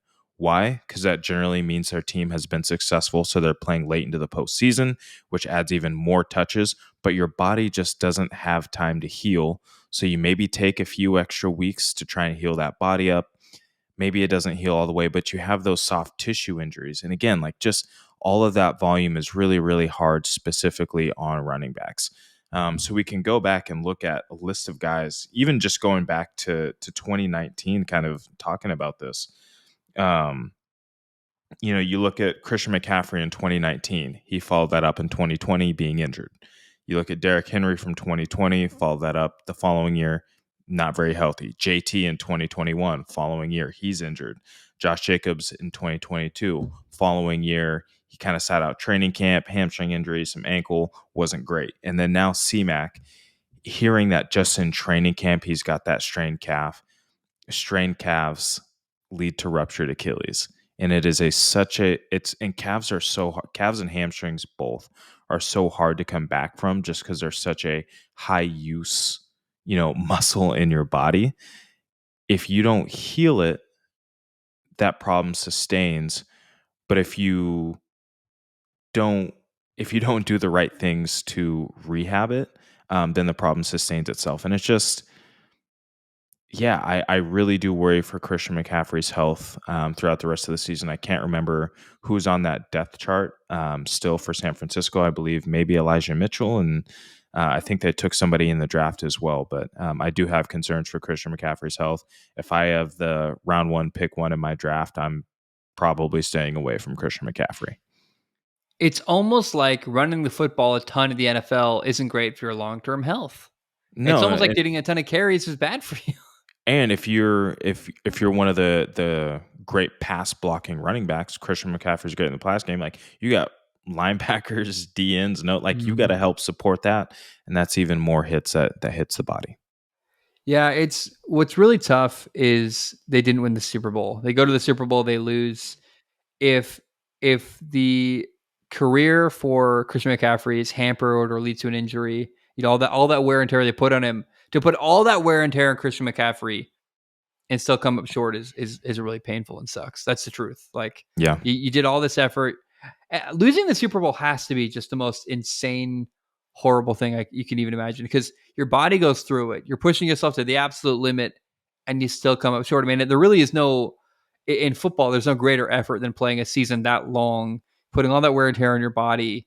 I don't know, man. I mean, I think you said this, but this is why you want 2 running backs, just you can have a 2-man backfield and save wear and tear. But I mean, let's just acknowledge running back, like, it's such a brutal position. It takes so much out of your body. You get so much wear and tear. Careers are short at the running back position. And this is why the market is so weird with running backs. Like, it's why you can't pay running backs big money. That's why Saquon Barkley didn't get big money from the Giants. It's just that it's very much like tire tread. When your tires go bald, meaning like all the tread wears out on your tires, you can't do anything about it. You can't fix it. You can't add more tread. You can't do anything. When your body's beaten up and used to shreds, you're just done. You're used up tires on a car. Like, you can't save them. You can't go back in time. Every hit you take adds to the tally. And you can only take so many hits in your career before your body just can't do it anymore. And everybody wants the great running back, but nobody wants to pay for the great running back. And it's one of those tough things. And again, why I applaud the Lions for drafting a running back high, knowing that he has so much talent and potential, and saying, hey, we need you for the long haul. We're not going to give you 400 carries in 1 year and then watch your prime be over as soon as it started. But even so, like, they're not paying him big money. They're paying him rookie contract money. I mean, every team in football is looking for the Raheem Mostert, the Jeff Wilson, the running back you can get on a cheap contract. Do you remember what the Dolphins did last year? They had between 4 different running backs. They were paying them like it was $7 or $8 million between 4 different people. So spreading that money out, less than half of like a like some running backs want like $15 million for one guy. The Dolphins found a way to spend 8 on 4 different people that all contributed and all had an even amount of carries. And when one guy got hurt, the next guy came up. Devin Achane's in that conversation. Like, man, that's the way to do running back. Unfortunately, in today's NFL, is have multiple guys at a low contract number, a low value number that allows you to evenly distribute carries and not to pay one guy a ton of money and be beholden to one person. Yeah, and I'm totally here for the volume and having these guys go for their MVP seasons, because it really looked like Christian McCaffrey could have done that. And perhaps that's what pushed Kyle Shanahan to do that, is him and C-Mac having that conversation of, hey, like, this is something, we could really do. When you have Elijah Mitchell, who is a more than serviceable back, I just don't see why on a more consistent basis he didn't have him in, kind of taking that load off of Christian McCaffrey. How about this? Jarrett Stidham in Denver.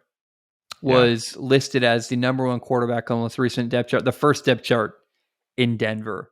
I've got to take, if I may, I think it's possible he's just the best quarterback they have right now. I know that's kind of weird, and a lot of people are pushing back and saying it's a smoke screen and all this stuff. But I think the truth is, Jarrett Stidham was in the offense last year in Denver.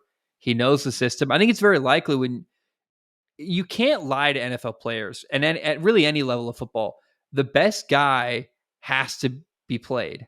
And I think I would imagine at this point of the year, August 7th now, Wednesday, August 7th, I would imagine Jarrett Stidham is, in fact, the guy running the system best in Denver. Does that mean he's a long-term quarterback? No, not necessarily. But right now the depth chart is Jarrett Stidham 1, Zach Wilson 2, Bo Nix 3. And I wouldn't be shocked to hear that, yeah, the play in training camp reflects that, actually. What do you make of that news that Jarrett Stidham is QB1 currently in Denver? Yeah, I think it's the right thing to do. In my opinion, it's just a formality. I think that ultimately you drafted Bo Nix in the first round to be your starting quarterback.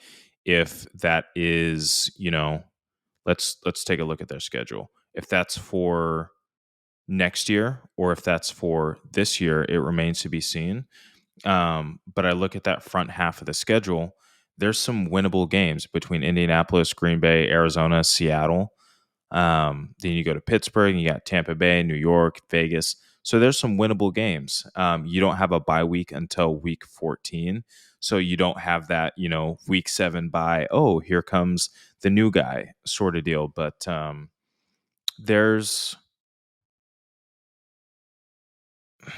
I don't know when Bo Nix is going to play this year, but I truthfully believe he'll end up being the starting quarterback at some point this year, and I think sooner rather than later. I think optically Sean Payton can't afford to lose too, and whoever's doing the best has to play. You have to give yourself a chance to win these winnable games early on. I think that probably is Jarrett Stidham. Again, he's got an extra year in the system on the other guys. He's been in the NFL a lot. I also think Jarrett Stidham, like the couple moments we've seen him play, he wasn't bad. Like he's done some good stuff in his career. Is he a great player? No, but he's also not a terrible backup quarterback. I don't know. I just feel strongly. I would imagine he's actually just the guy performing best. And you have to reward that too. If he's killing it and like they had practice the other day, the ball didn't hit the turf when Jarrett Stidham was throwing the football, literally like no incompletions. Like you have to reward that. The guy who's playing the best has to be number one on the depth chart. I'm going through that right now with my quarterback battle as a coach. Like one of our guys is just, he knows the system best. He's been there all summer. He knows everything. He's the most accurate. The ball is in the right spot every time. Literally, like it's going to the right spot with decision making wise, and also he's throwing the best. You have to reward that, even if ultimately there's another guy who might maybe someday take that job.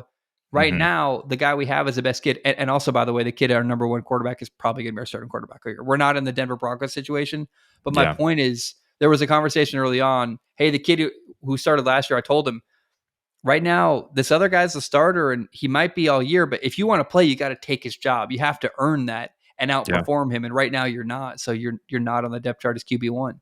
Yeah, I remember this guy. He went to a rival high school of mine, and he kind of ended up transferring to a school late and playing quarterback. He kind of started out as like a fourth string, and he eventually earned his way up. And then turns out he was a starter by the end of the year, and he had a great season. They went to the playoffs. His name was Zach Schaumler. So it's not out of the question. But moral of the story is I've heard the same things about Bo Nix as far as, he's lighting it up in 7-on-7s, and him and Cortland Sutton are having an uncanny connection to start camp. So again, the camp propaganda is one of my favorite things, because you never know what the truth is and what it isn't. But yeah, we'll see. Again, like Bo Nix thrives in getting the ball out quickly. It's what he did at Oregon. Now, whether that'll translate to what Sean Payton has him doing, we'll see. But I think he's in good shape to take that starting job pretty quick. All right. Conversations are being had about Brandon Aiyuk, the wide receiver of the 49ers. Sounds like they're trying to make a trade happen. Honestly, like there's lots of conversations. One report came out. Apparently, the Patriots are out. They're no longer trying to make that move. They were willing to trade for him and make him I think even the report was even they were willing to make him the highest paid receiver in football, but they were willing to trade for him and give him a massive contract like he They were going to wanted. go, they were going to go north of 30 million. Crazy. But that's how desperate they are at receiver. Here's what's Yeah. interesting. They bowed out, and it's because supposedly they were getting bad vibes in the conversation. Here's my translation. Here's what that must Yeah. mean to me. I think Brandon Aiyuk didn't want to go to New England. I think that's the truth is Why he would you? probably said, yeah, make me high paid, but I can go somewhere else and make a little less money and be happier with a better quarterback and a better system. I think that's what happened, and a better franchise. I think what happened was the Patriots tried to make a move for Brandon Aiyuk, and Brandon Aiyuk said, I have no interest in going there. If you trade me there, I'm not going to sign a big contract there because I don't want to be there long term. Does that make sense to you? Yeah, absolutely does. And let's just talk about two things. One, would you rather go from the Kyle Shanahan offense? What offense would you rather play in? A Shanahan offense, if you had to stay and get quote unquote underpaid by your standards, would you rather do that or go to New England where you're not sure who the quarterback is going to be? Would you rather live in Santa Clara or would you rather live in Foxborough?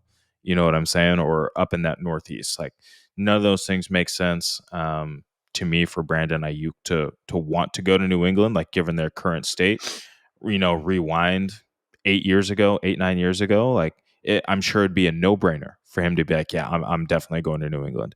But now currently, like all that money isn't going to do much when you are just losing games and that frustration of not getting the football is multiplied. Because I remember he was talking a bunch of garbage after the Super Bowl about him not getting the football, and that's in the Super Bowl. Can you imagine what he's talking about in some regular season football games because the combination of Jacoby Brissett, Drake May, and Joe Milton can't get him the football? No shot. Here's what I think is going to happen. I think Brandon Ayuk's ultimately going to end up just staying with the 49ers. The Steelers have said they dropped out, or they haven't said. It's been reported the Steelers have dropped out of the race, which leaves Cleveland, and Brandon Ayuk doesn't want to go to the Cleveland Browns. There's nowhere for Brandon Ayuk to go. I think he's going to play this year in the 49ers, and I don't think that's bad for him. He's going to get paid a ton of money anyway. Not the crazy numbers he wants, but how bad is it really to win a lot of games and play a fun season with the 49ers, get the rock, play with a bunch of guys being successful? It's only a problem if he has like some horrible injury and it doesn't lead to him getting a big contract. That's a risk. I understand that. I acknowledge that. But I think what's ultimately going to happen is he's going to play one more year with the 49ers before he takes off. And I don't think a trade's going to happen with anyone. The teams that could afford him don't want him. The teams that want to pay him a ton of money he doesn't want to go to. If he really, I really think if he was only focused on money, he'd be a New England Patriot. Yeah. He said no to that trade. He said, I don't want to sign there, which is actually interesting. It means that the guy does care about winning. There's something here where he's like, look, I don't just want the money. I want to go somewhere where I'm going to have a shot to win, have a good time and a good career. Right. Which in a weird way makes me respect Brandon Ayuk even more, that he could have gone to the Patriots, made north of 30 million and said no. That's really, really fascinating. I think that the team that has also been brought up in that same vein has been the Pittsburgh Steelers, a team that in 2025 has tons of cap space. I think close to $80 million in cap. They don't have any dead money. They're not paying anybody that's not on their roster anymore. I think Aiyuk might be nervous about their quarterback situation as well. But to me, that screams like a great place to go. I think maybe an underrated place we can stay on the West Coast would be the Chargers. Now, I'm not sure Jim Harbaugh wants to spend that kind of money on wide receivers. That's not been typical Jim Harbaugh. But with a kind of a middling receiving core, and you've got Ladd McConkey kind of as your number 2 to Joshua Palmer, and you got Brendan Rice and a few other cats in there. That could be interesting as well. So it's been back and forth. The Steelers, I guess, are now reportedly back in. So I don't know what to make of it. Here's what's interesting to me that I don't know what would happen. If you trade Brandon Ayuk to the Steelers, what do the 49ers get in return? A first round pick and Kenny Pickens? Or sorry, Kenny Pickens. George Pickens. Kenny Pickens is a mix of Kenny Pickett and Kenny Pickens. Would it be hilarious? The connection that could have been. Yeah, what wasn't. But could it be George Pickens to the 49ers? Like that excites me a lot, actually. I think George Pickens with Kyle Shanahan's offense is like a really fun, exciting idea. What I'm saying here is if the trade is made for Brandon Aiyuk to go to Pittsburgh, what do the 49ers get in return for that? I actually would rather have George Pickens than a first-round pick, to be totally honest. I want a player who can contribute to my effort to win a Super Bowl this year immediately. Man, that's a great question. I'm kind of going through the roster here that the Steelers have. I'm not sure who they would give up, to be Is it honest Pickens with and you. a first? I don't. It's definitely not Pickens and a first. I mean, Aiyuk couldn't even go for a first pre-draft. Yeah. So you're not going to get, a strong wide receiver prospect who's yet to blossom and give up and a first-round pick. So I don't think that's realistic. Perhaps Freiermuth. Freiermuth would be interesting. Kind of start to usher in a Kittle exit plan. But yeah, I'm just not sure. I'm just not sure where he goes. Yeah, unless again, like if he just wants to play out this year and then wait till next year to sign a big deal, kind of as a true free agent. Or is he a restricted free agent next year? I can't remember. I don't know. But what about Minkah Fitzpatrick and like a 3rd-round pick? Yeah, I just think that Minka's a little bit too old to be. Yeah, you're just getting a guy that might retire in 2 years. Yeah. Yeah, I think the only way to do that deal is get a receiver for a receiver. Give me George Pickens and a draft pick, and we got a deal. But if I don't get a player who's going to contribute to my Super Bowl run this year, I'm not doing it. The problem is if I think Brandon Aiyuk's not going to hold. He's going to play at some point. Like he's just not going to hold out here. It's bad for business for him. He doesn't make any money this year if he doesn't play. So I get the principle of it, but I just can't imagine a situation where Brandon Aiyuk holds out all season. The only places he would go right now. I think the George Pickens, Brandon Aiyuk trade is interesting. George Pickens and a draft pick for Brandon Aiyuk. I think George Pickens would be wildly successful in Kyle Shanahan's offense, to be totally honest. If you're the Steelers, though, if you can't keep George Pickens, why do you make that trade? That's the problem to me. Like, you're getting another receiver, but you're losing one. Like, how much better did you really get? I think George Pickens is a great deep threat that actually fits well in that play action deep shot system that Arthur Smith has. I don't know, man. I don't feel great about any of these trade options, honestly. I'd like to see Brandon stay where he is. I'd like to see him stay where he is. He can get somewhere like 20, 25, close to 25 a year. And personally, I don't believe that he is a complete enough receiver to get that kind of contract. I know he's got spectacular catches. He's incredibly efficient. But if you change up the system and you ask him to line up as that backside X consistently, take on more man-to-man schemes, beat their best guy over the top, I'm not sure he can do that. Yeah. No, I totally agree. Nathan, that's all I got today, man. I don't have a lot more.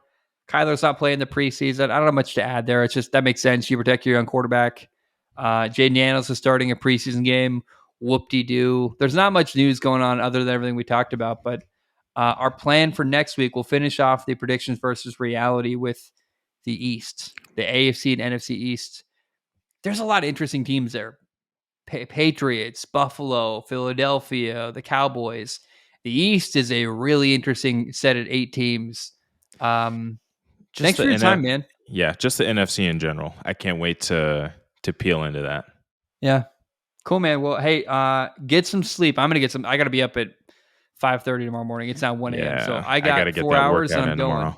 Hey, I love you. Baby. I appreciate you. Thank you for your time and have a great day. Yeah. See y'all later. Take care, man.